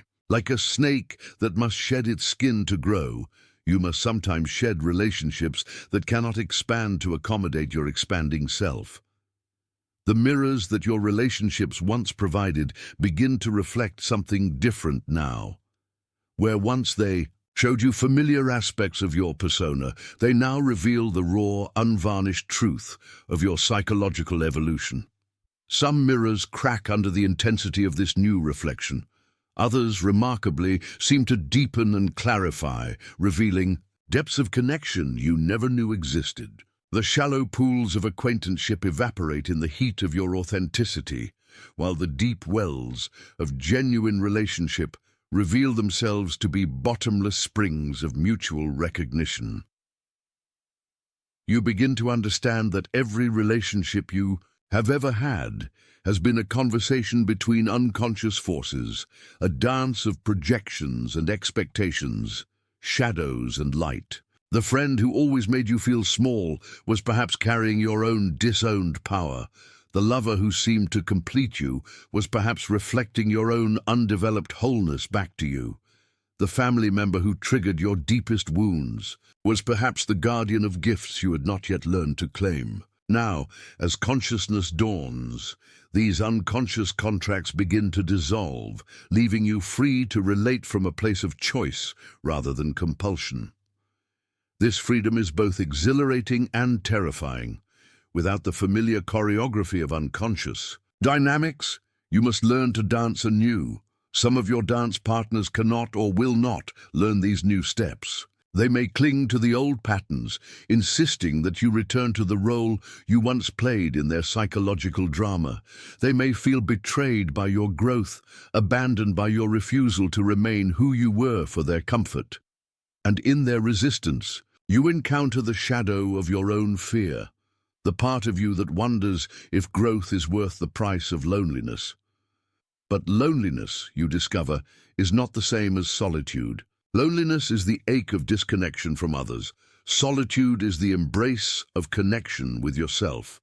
And from this place of self-communion, a different quality of relationship becomes possible. No longer seeking others to complete you, you can meet them as a complete being, encountering another complete being. No longer needing others to validate your existence, you can appreciate them for who they are rather than what they provide. The relationships that survive this transformation are those that can hold paradox, the paradox of intimacy and independence, of commitment and freedom, of love and space. These are the connections that Jung would recognize as belonging to the individuated soul. Relationships that serve not to diminish either party, but to enhance both. They are bonds, forged not in need, but in recognition, not in fear, but in love, not in the desperate clinging of the ego, but in the generous openness of the self. You begin to notice that you attract different people now, or perhaps the same people are revealing different aspects of themselves in response to your changed energy. Conversations become more substantial, more real. The small talk that once filled your interactions is replaced by exchanges that nourish, rather than merely occupy. You find yourself drawn to those who are also walking the path of consciousness, who understand that relationship is not a resting place, but a crucible for continued growth. Some relationships, like morning mist touched by the sun, simply dissolve, without drama or confrontation. They fade naturally as the energy that once sustained them is no longer available. You may find yourself thinking of old friends with tenderness, but without longing, grateful for what they brought to your life while accepting that your paths have diverged. There is a melancholy beauty in these quiet endings, like watching the last leaves of autumn fall, a necessary letting go that makes space for new growth. Others transform so completely that they seem to be entirely new relationships with familiar faces. The friend who once knew only your social self now witnesses your depths. The family member who triggered your reactive patterns now encounters your conscious response. The romantic partner who fell in love with your potential now relates to your actualized presence. These metamorphoses can be even more startling than endings, requiring both parties to release their investment in who the other used to be and fall in love with who they are becoming. The most profound relationships that emerge from this transformation are those Jung would call true psychological partnerships, connections where both individuals are committed not just to each other, but to their own continued development. These relationships become laboratories of consciousness, sacred spaces where the work of individuation can unfold in the presence of a witness who is also engaged in the same holy work. In these deeper connections, you discover that love is not a feeling but a commitment to truth. It is the willingness to see and be seen, to challenge and be challenged, to grow and support growth. It is the recognition that the other person is not there to make you happy, but to make you whole, just as you are not there to complete them, but to accompany them on their journey toward completeness. The sexual dimension of relationship, too, undergoes a profound transformation. No longer driven by the unconscious needs of the abandoned child or the projected fantasies of the incomplete adult, sexuality becomes an expression of wholeness rather than a search for it. The body becomes a temple of communion rather than a marketplace of transaction. Pleasure becomes sacred rather than guilty. Connection becomes conscious rather than compulsive. You learn to love without losing yourself, to commit without surrendering. Your autonomy, to be intimate without dissolving your boundaries. These paradoxes, which once would have seemed impossible, now reveal themselves as the natural expression of psychological maturity. You discover that you can hold space for another's pain without taking it on as your own, that you can celebrate another's joy without diminishing your own, that you can offer support without creating dependency. The parent-child relationships in your life may undergo the most dramatic transformation of all. If you are a parent, you begin to see your children not as extensions of yourself, but as complete beings on their own journey of becoming. You learn to guide without controlling, to love without possessing, to support without rescuing. You discover that the greatest gift you can give your children is not your protection, but your example, the demonstration that it is possible to live authentically, to grow consciously, to love freely. If you are the child in the relationship, you begin to see your parents not as gods or demons, but as human beings who did their best with the consciousness they had available. Forgiveness becomes possible not because their actions were acceptable, but because your wholeness no longer depends on their approval or understanding. You can honor their gifts without inheriting their limitations, learn from their mistakes without repeating them, love them without needing them to change. The workplace relationships in your life may become sources of particular tension as your growing authenticity encounters systems that reward conformity and punish truth-telling. You may find yourself unable to participate in office gossip, uncomfortable with competitive dynamics, unwilling to compromise your values for advancement. Some colleagues may feel threatened by your integrity, while others may be inspired by your example. You learn to navigate these challenges with wisdom, knowing when to speak truth and when to maintain silence, when to engage and when to withdraw. Friendships reveal their true nature under the pressure of transformation. Fair-weather friends, those who were attracted to your success or energy, may drift away when you no longer provide the same social currency. But true friends, those who loved you through your struggles and supported your growth, often become even more precious. These are the relationships that Jung would recognize as belonging to the eternal realm. Connections that transcend the temporary circumstances of life and touch something timeless in the human experience. You begin to understand that loneliness is often a sign that you are outgrowing relationships that no longer serve your highest good. Rather than clinging to connections that drain your energy or compromise your truth, you learn to trust the process of relationship evolution. You develop faith that as you become more authentically yourself, you will attract relationships that can meet you at your new level of being. The romantic relationships that emerge from this place of wholeness have a quality that Jung might call sacred marriage, not the desperate union of two half-people seeking completion, but the conscious choice of two whole beings to share their journey. These partnerships become crucibles of mutual transformation, where the beloved becomes both mirror and mystery, reflecting your depths while remaining deliciously unknowable. In these sacred partnerships, you discover that real intimacy is not the absence of otherness, but the celebration of it. You learn to love not just the ways in which you are similar, but the ways in which you are different. You find that you can disagree without disconnecting, that you can be challenged without being threatened, that you can grow together without growing apart. The shadow work that you have done alone now finds expression in relationship. You become able to own your projections more quickly, to recognize when you are relating to your own unconscious rather than to the actual person before you. You develop the capacity to receive feedback without defensiveness, to offer truth without aggression, to hold space for difficult emotions without trying to fix or flee. As your capacity for authentic relationship deepens, you may find yourself becoming a catalyst for transformation in others. Your willingness to be real gives others permission to drop their masks. Your commitment to growth inspires others to examine their own lives. Your example of authentic living becomes a beacon for those who are still lost in the fog of unconscious existence. But you also learn the importance of boundaries, that you cannot save others from their own journey, that you cannot love someone into wholeness, that you cannot substitute your consciousness for theirs. You develop the wisdom to know when to offer help and when to step back, when to speak truth and when to honor others' right to their own discoveries.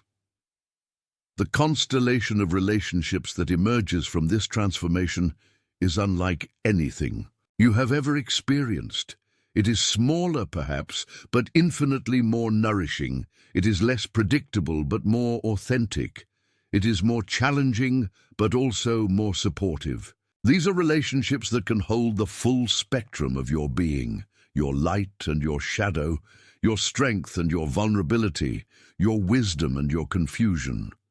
In the end, you discover that the transformation of your relationships is not separate from your own transformation, but integral to it. Every relationship becomes a mirror in which you can see yourself more clearly, a teacher from whom you can learn more deeply, a laboratory in which you can practice the art of conscious living more skillfully. The soul that has been reborn does not seek to return to the old ways of relating, but moves forward into new territories of connection. These relationships, forged in the fire of consciousness and tempered by the wisdom of experience, become part of your legacy. Evidence that it is possible to love truly, to connect deeply, to relate authentically in a world that often settles for far less. And in these transformed relationships, you catch glimpses of what Jung knew to be true. That love, when it is real, is not a possession, but a participation in something larger than ourselves. It is not a completion, but a collaboration. It is not an ending, but a beginning, forever calling us forward into deeper truth, greater wholeness, more authentic being. This is the gift of relationships as mirrors of transformation. They show us not only who we have been, but who we are. Becoming not only what we have settled for, but what is possible, not only where we have been unconscious, but where consciousness is dawning. In their reflection, we see the face of our own soul, forever calling us home to ourselves and to each other. There comes a time in the soul's journey when all light seems to withdraw from the world, when the very foundations of meaning crumble beneath your feet like ancient parchment touched by flame. This is not mere sadness or temporary despair. This is the dark night that Jung understood as the necessary prelude to authentic rebirth. It descends like winter upon the landscape of your inner world, stripping away every leaf of false comfort, every branch of borrowed meaning, until you stand naked before the terrible and beautiful mystery of your own existence. The dark night arrives without warning, though in retrospect you may recognize the signs that preceded it. The growing sense of emptiness behind your achievements, the hollow echo of conversations that once felt meaningful, the creeping awareness that the life you have built feels increasingly like a costume you can no longer bear to wear. Perhaps it comes in the aftermath of loss, when death takes someone you love and tears away the veil of your illusions about permanence. Or it may arrive in the midst of what others call success, when you achieve everything you thought you wanted, only to discover that the hunger inside you remains undiminished, untouched by external accomplishments. Whatever its catalyst, the dark night reveals itself as a complete dissolution of the structures that once gave your life coherence. The beliefs that once sustained you now feel like empty shells. The relationships that once provided meaning now seem like elaborate performances. The work that once filled your days now appears as mere busyness, a frantic attempt to avoid the fundamental questions that the darkness forces you to confront. You find yourself asking not just, what is the meaning of life, but what is the meaning of my life? And discovering that all your previous answers feel suddenly inadequate, childish, borrowed from others, rather than earned through your own experience. Jung recognized this dissolution as the ego's encounter with its own limitations. The ego, that part of you that has worked so hard to construct a coherent identity, to achieve control over your circumstances, to make sense of an essentially mysterious existence, finally comes face to face with the forces that dwarf its understanding. Like a small boat, suddenly aware of the vast ocean that surrounds it, the ego realizes its profound smallness in the face of the infinite. This recognition is both humbling and terrifying. Humbling because it reveals the pretensions of the ego's grandiosity. Terrifying because it threatens the very foundations of selfhood as you have known it.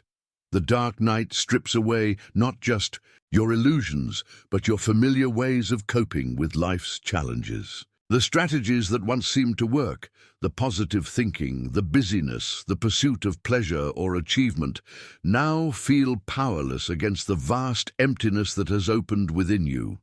You may find yourself unable to pray to a God you no longer feel, unable to find comfort in philosophies that once seemed profound, unable to escape into distractions that once provided relief. The darkness is complete, total, offering no easy exits or comfortable hiding places.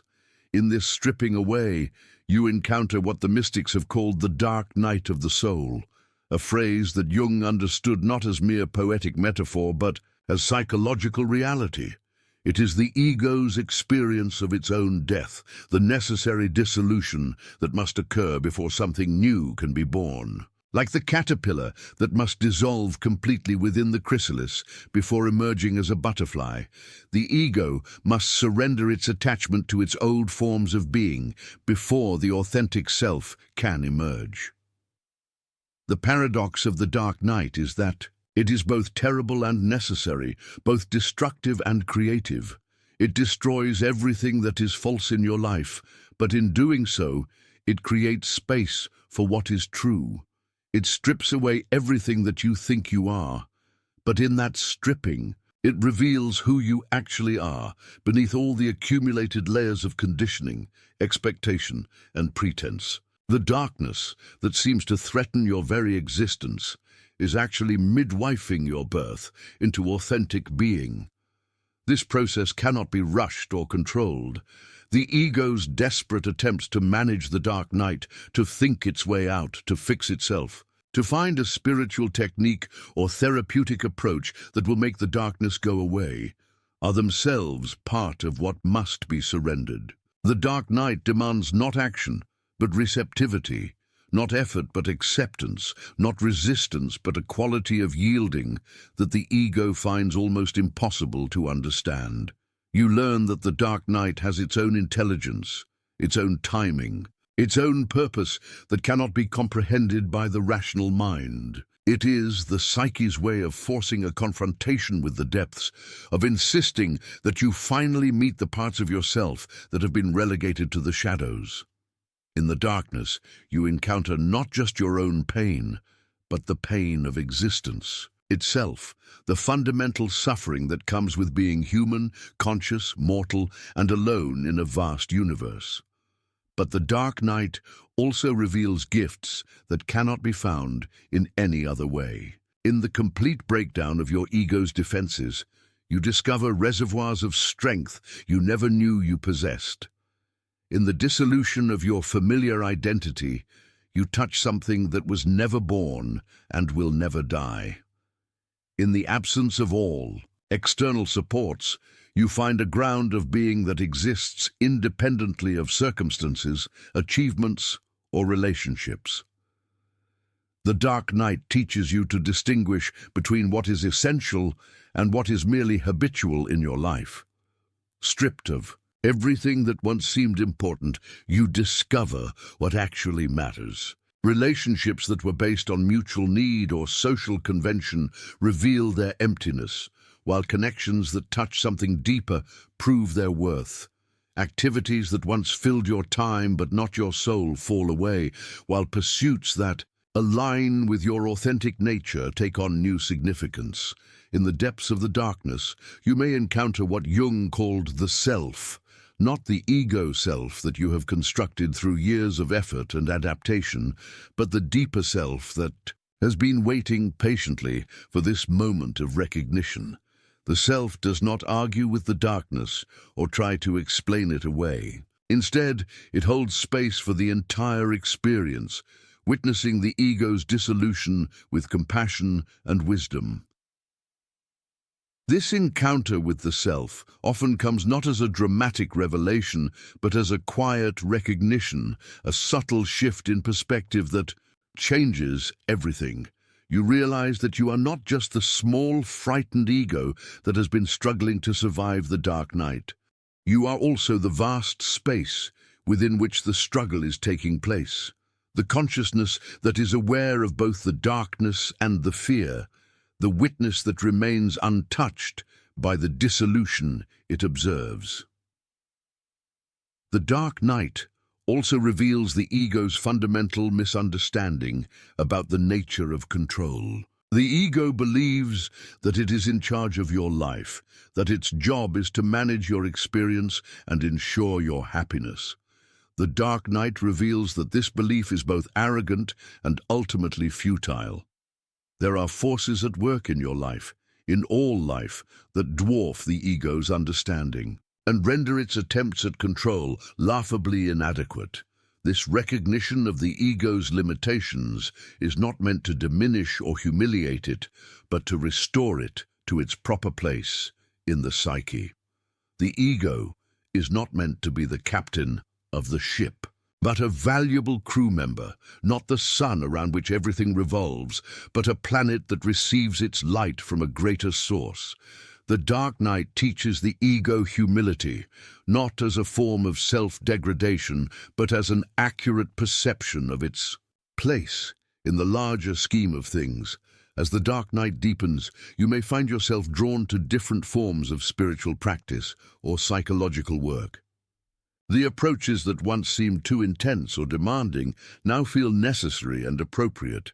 You may discover a newfound interest in meditation, not as a relaxation technique, but as a way of sitting with the darkness without being consumed by it. You may find yourself reading spiritual texts that once seemed abstract or irrelevant, now finding in them maps of the territory you are traversing.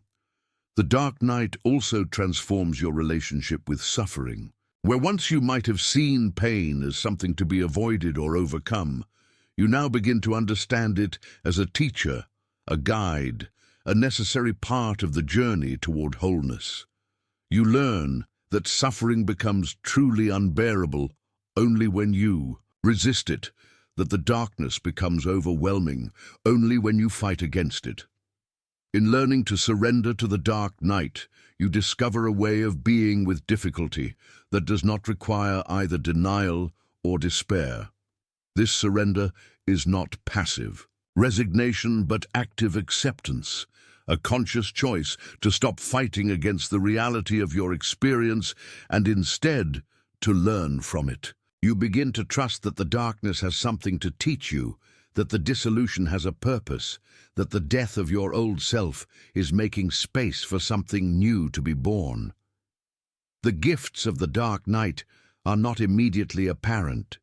They reveal themselves slowly, like seeds that must remain buried in the earth before they can sprout. But as time passes, you begin to notice subtle changes in your relationship with life. You find that you are less attached to outcomes, less desperate for things to be other than they are. You discover a capacity for presence that you never had before, an ability to be with whatever arises without immediately trying to change it. Your relationships begin to deepen as you learn to meet others from a place of authentic vulnerability rather than defensive strength. Your work takes on new meaning as you align your actions with your deepest values rather than external expectations. Your spiritual life becomes more grounded and real as you discover practices that speak to your actual experience rather than your idealized aspirations. The dark night also reveals the interconnectedness of all existence in a way that cannot be understood intellectually. In your own dissolution, you touch the dissolution that is happening everywhere, in the falling of leaves, the dying of stars, the ending of relationships, the collapse of civilizations. You realize that you are not separate from the universal process of death and rebirth, but intimately connected to it, part of the great cycle that governs all existence. This recognition brings both humility and comfort.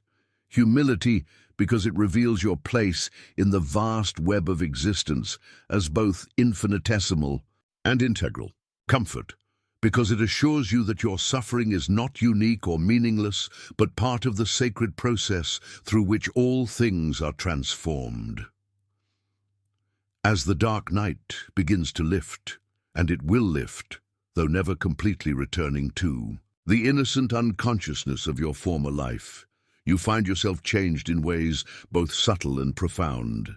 You have not returned to who you were before, but have been born into who you were always meant to become. The dark night has stripped away everything that was false and revealed everything that is true, creating space for an authentic life to emerge from the ashes of your former existence.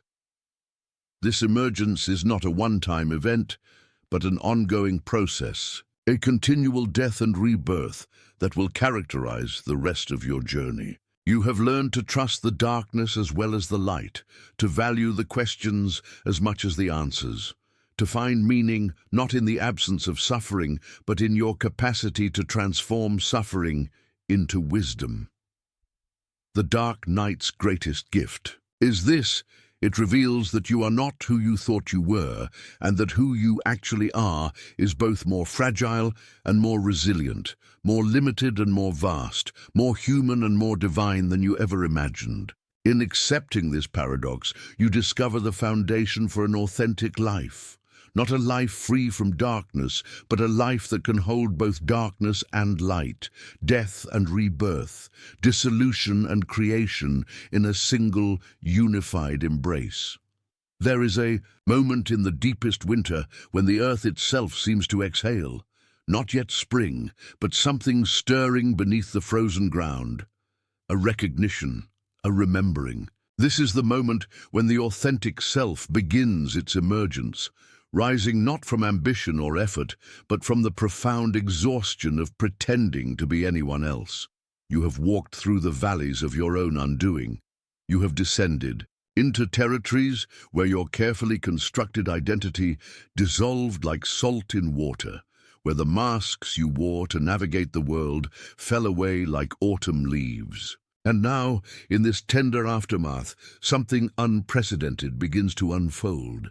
Not the triumphant return of who you were, but the quiet revelation of who you have always been.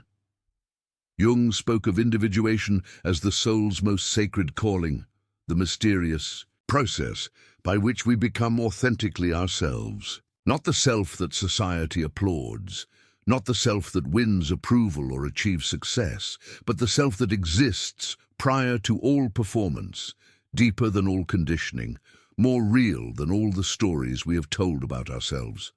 This is the self that emerges now, like dawn breaking over a landscape you thought you knew, revealing contours and colors that were always there but hidden in darkness.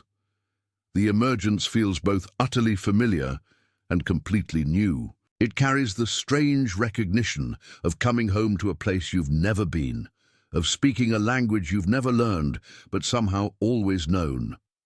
There is no fanfare in this arrival, no trumpets announcing your authentic becoming. Instead, there is the profound quiet of something settling into its rightful place, like a river finding its true course after years of being diverted through artificial channels. This is not the ego's achievement. The ego, that faithful servant of adaptation, cannot manufacture authenticity any more than it can force a flower to bloom. What emerges now rises from depths the ego cannot reach, from the self that has been waiting patiently beneath all your becoming, all your striving, all your desperate attempts to be someone worthy of love. The authentic self needs no such worthiness. It simply is, with the quiet authority of mountains, the gentle persistence of seasons, the unwavering truth of your own heartbeat. You may find yourself moving differently in the world now, speaking in a voice that sounds strange to your own ears because it carries no trace of performance, no edge of persuasion. This voice emerges from your center, from that place where you have learned to rest in your own being without apology or explanation. It is the voice that has been waiting to speak through you, not the voice you trained to please others or the voice you used to protect yourself, but the voice that knows itself to be an instrument of something larger, something true. The world may not immediately recognize this emergence. Those who knew you before may feel unsettled by this new quality of presence you carry. This way you have of being fully here without grasping, without needing anything from them beyond what naturally arises in authentic encounter. They may miss the familiar hooks of your old personality, the predictable ways you used to engage with their dramas and expectations. But you can no longer contort yourself to fit the shapes others need you to fill. The authentic self will not be compressed into old containers. There is a tenderness to this emergence that must be honored, a vulnerability that is not weakness, but the very foundation of genuine strength. Like new skin growing over a deep wound, the authentic self requires protection as it finds its way into expression. You learn to move slowly, to test each step on this new ground of being, to trust the unfamiliar wisdom that speaks through you. When you stop trying to be wise, when you allow yourself to simply be present to what is, this is the paradox of authentic emergence. It feels both like becoming and like shedding, like putting on your true face and like removing the last mask. You discover that authenticity is not something you achieve, but something you stop preventing. Not something you create, but something you uncover, like an archaeologist brushing away centuries of accumulated dust to reveal the treasure that was always there, waiting. The authentic self carries within it all the contradictions you once tried to resolve.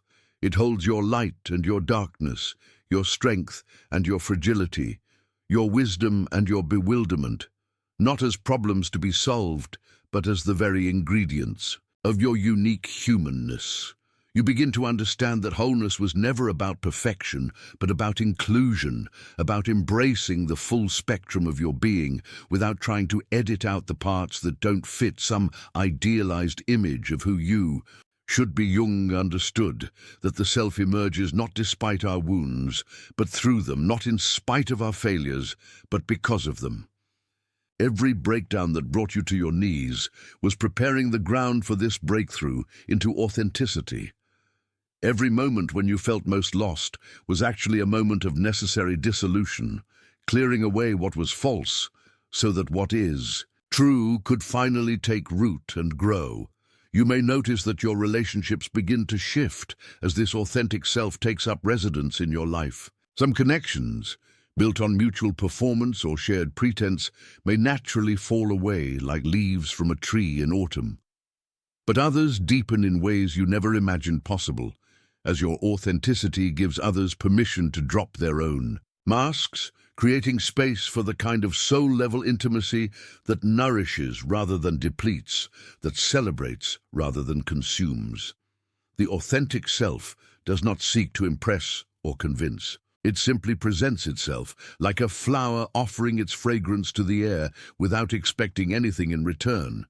There is a quality of unconditional presence in this emergence, a way of being with life that asks for nothing beyond the privilege of participating fully in the magnificent, heartbreaking, utterly ordinary miracle of being human.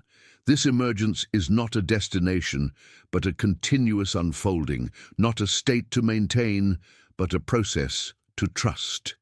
Each day brings new opportunities to choose authenticity over performance, presence over pretense, truth over the comfortable lies that once seemed necessary for survival. You discover that what you thought was protection was actually imprisonment, and what you feared would make you vulnerable actually makes you invincible in the deepest sense. Invincible because you are no longer defending a false position, no longer trying to be anyone other than who you are. The authentic self carries a strange kind of authority, not the authority of dominance or manipulation, but the authority of someone who has stopped arguing with reality, who has made peace with their own imperfection, who speaks from their center rather than their wounds. This authority is magnetic, not because it demands attention, but because it offers the rare gift of genuine presence in a world full of performance and pretense. You begin to recognize this same authentic quality in others, this unmistakable resonance of someone who has come home to themselves. These recognitions create a new kind of intimacy, a meeting of souls who have stopped hiding behind their personalities, who can speak truth without needing to be right, who can love without needing to possess or control.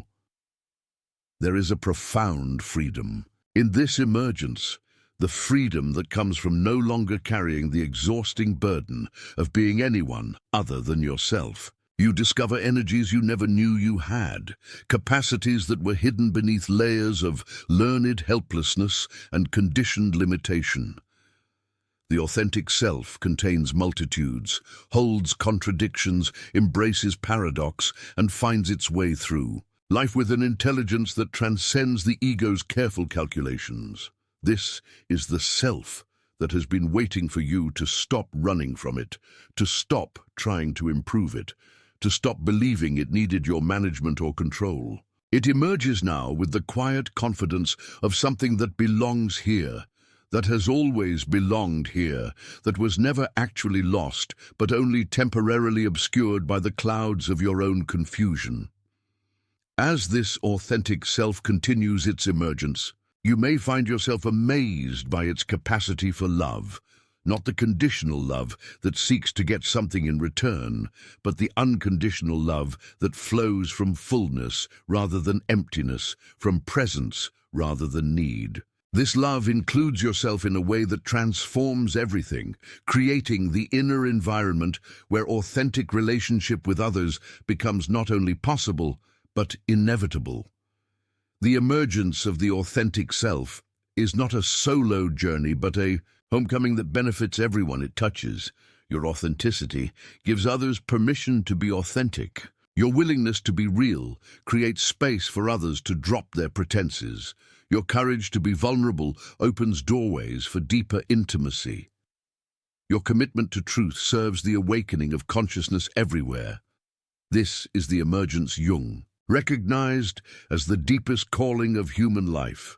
Not to become someone special, but to become specifically yourself, to offer your unique gift to the world, not from ego, but from essence, not from what you've learned, but from who you are. The authentic self emerges now with the quiet authority of something that has always been true, waiting patiently for you to stop trying to be anything else. There comes a moment in the journey of awakening when the seeker realizes that the path leads not away from the world, but deeper into it, not beyond the human condition, but through it into something that encompasses both the temporal and eternal in a single breath. This is the sacred marriage Jung spoke of, not between two people, but between the two fundamental aspects of your being. The human who stumbles and struggles, and the soul that remains forever untouched by the struggles of becoming. You stand now at the threshold of this integration, carrying within you both the weight of mortal concerns and the lightness of eternal knowing. The bills still need to be paid, the dishes still need washing, the difficult conversations still need having. But now these ordinary tasks are infused with an extraordinary presence, transformed by your willingness to bring the soul's wisdom into the most mundane corners of existence. This is not the transcendence that spiritual traditions often promise, the escape from human limitation into some rarefied realm of perpetual bliss. Instead, it is the profound acceptance that transforms limitation itself, the recognition that your humanness is not something to be overcome, but something to be inhabited fully, consciously, with the depth and reverence of someone who understands that the ordinary world is where the sacred actually lives. Jung understood that wholeness is not achieved by choosing between opposing forces, but by learning to hold them both simultaneously. You are mortal and immortal, limited and limitless, fragile and invincible, lost and found, not in succession, but in the same eternal moment that contains all moments. This paradox is not a problem to be solved, but a mystery to be lived, a dance between form and formlessness that you learn to perform with increasing grace. The integration begins in the smallest details of daily existence. You wash dishes with the same presence you once reserved for meditation, recognizing that the warm water flowing over your hands carries the same divine essence that flows through the deepest spiritual experiences. You listen to a friend's troubles with the same quality of attention you once brought only to sacred texts, understanding that human suffering is itself a sacred text, written in the language of the heart. There is a profound humility in this integration, the recognition that enlightenment does not exempt you from the human condition, but deepens your capacity to meet it with compassion. You still feel fear, but now you feel it with the soul's understanding that fear is simply another weather pattern in the vast sky of consciousness. You still experience anger, but now you experience it as the soul's fierce protection of what it loves, rather than as evidence of your spiritual failure. The marriage between human and soul transforms your relationship with time itself. Clock time continues its relentless march. Appointments must be kept, deadlines met, seasons acknowledged. But now you also inhabit soul time, the eternal present that holds all moments in perfect stillness. You live simultaneously in the urgent now of human concerns and the spacious now of spiritual presence, finding in their convergence a richness that neither could offer alone. Your conversations change as this integration deepens. You speak from both levels at once, addressing the practical concerns that occupy the human mind while carrying the deeper resonance of someone who has touched the place where all questions dissolve into presence. People feel this quality in your words, even when you're discussing the most ordinary matters. There is a depth to your listening that creates space for their own souls to speak, a quality of attention that honors both their immediate concerns and their eternal essence. This is not about becoming someone different, but about becoming fully who you are, human and divine, temporal and eternal, individual and universal. The soul does not erase the personality, but illuminates it from within, like candlelight transforming the darkness, not by eliminating it, but by revealing its hidden beauty. Your quirks and preferences, your strengths and vulnerabilities, your unique way of moving through the world, all of this remains, but now it is held within the vast context of your deeper identity. The integration reveals that spiritual practice was never about escaping the world, but about learning to inhabit it consciously. Your daily routines become opportunities for presence, your relationships become laboratories for love, your challenges become invitations to deeper surrender. The sacred and the ordinary reveal themselves to be different faces of the same reality, different languages for the same essential truth.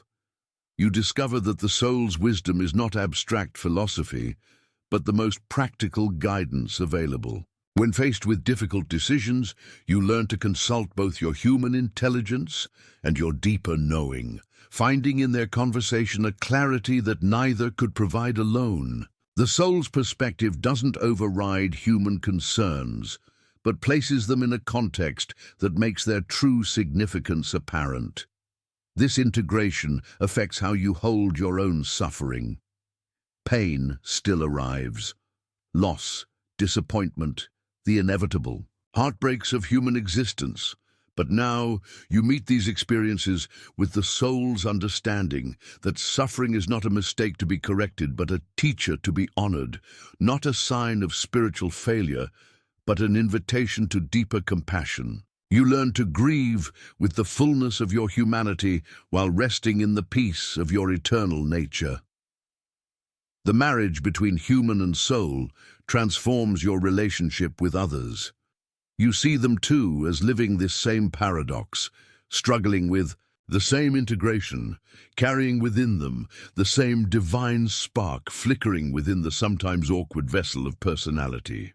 This recognition creates a profound equality. You are neither above nor below anyone else, but all of you are fellow travelers on the path of becoming fully human while remembering your essential divinity.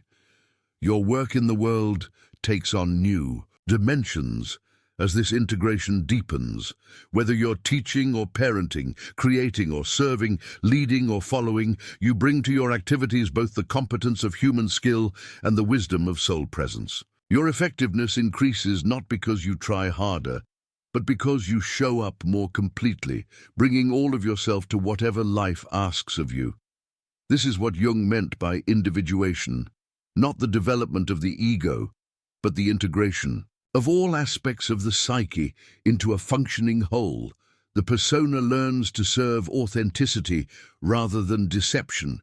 The shadow is acknowledged and integrated rather than projected or denied. The ego finds its proper place as the administrator of consciousness rather than its self-appointed ruler. And the self, that transpersonal center of being, becomes the organizing principle around which all other aspects of the psyche arrange themselves. The integration is never complete in the sense of being finished.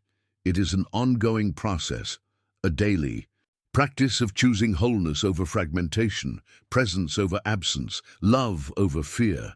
Each day brings new opportunities to live this integration more fully, to embody more completely the marriage between human and divine that you have recognized as your deepest truth. You begin to understand that this integration is not a personal achievement, but a service to the collective awakening of humanity. Each person who learns to live as both human and soul makes it easier for others to do the same. Your wholeness gives permission for others to embrace their own wholeness. Your willingness to be fully human while remembering your divine nature creates a field of possibility that supports the evolution of consciousness everywhere. The final paradox of this integration is that by becoming fully yourself, human and soul united, you become most available to others. Your authenticity creates space for others to be authentic. Your presence invites others into presence. Your peace offers refuge to those still struggling with the war between their human and divine natures. You become a living example of what Jung called the transcendent function, the mysterious process by which opposing elements within the psyche are united into a higher synthesis. Living as both human and soul is not a state to be achieved, but a way of being to be practiced. It is the recognition that you are already whole, already complete, already the marriage you have been seeking. The journey of awakening leads not to becoming something new, but to remembering something ancient, not to transcending your humanity, but to discovering its divine foundation. In this integration, every moment becomes an opportunity for sacred practice. Making coffee becomes a ritual of presence. Paying bills becomes an act of stewardship. Comforting a friend becomes a sacrament of compassion. The distinction between spiritual practice and ordinary life dissolves, revealing that life itself is the spiritual practice, that existence itself is the sacred text you have been studying all along. This is the ultimate teaching of depth psychology, that wholeness is not found by rejecting any aspect of the human experience, but by embracing it all with the soul's infinite capacity for love. You are both the seeker and the sought, the question and the answer, the human struggling to awaken and the soul that has never been asleep.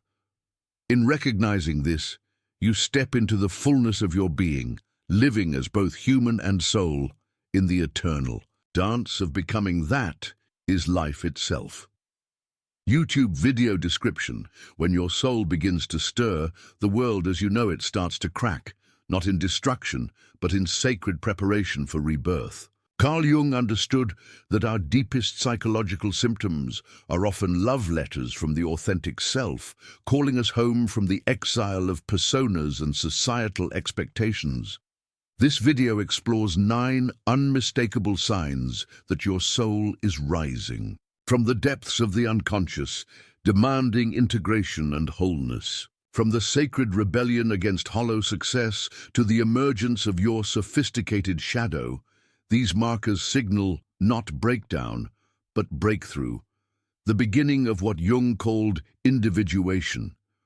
You'll discover why that inexplicable restlessness isn't a character flaw, but a compass pointing toward your true north, why your carefully constructed life feels increasingly foreign, and how the marriage between your human experience and soul wisdom transforms everything from your relationships to your relationship with time itself.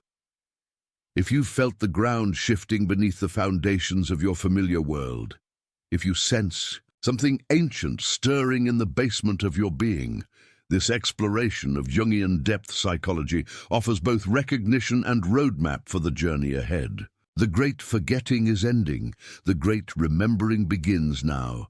Share your own signs of soul awakening in the comments below. Your experience might be the mirror someone else needs to recognize their own transformation beginning.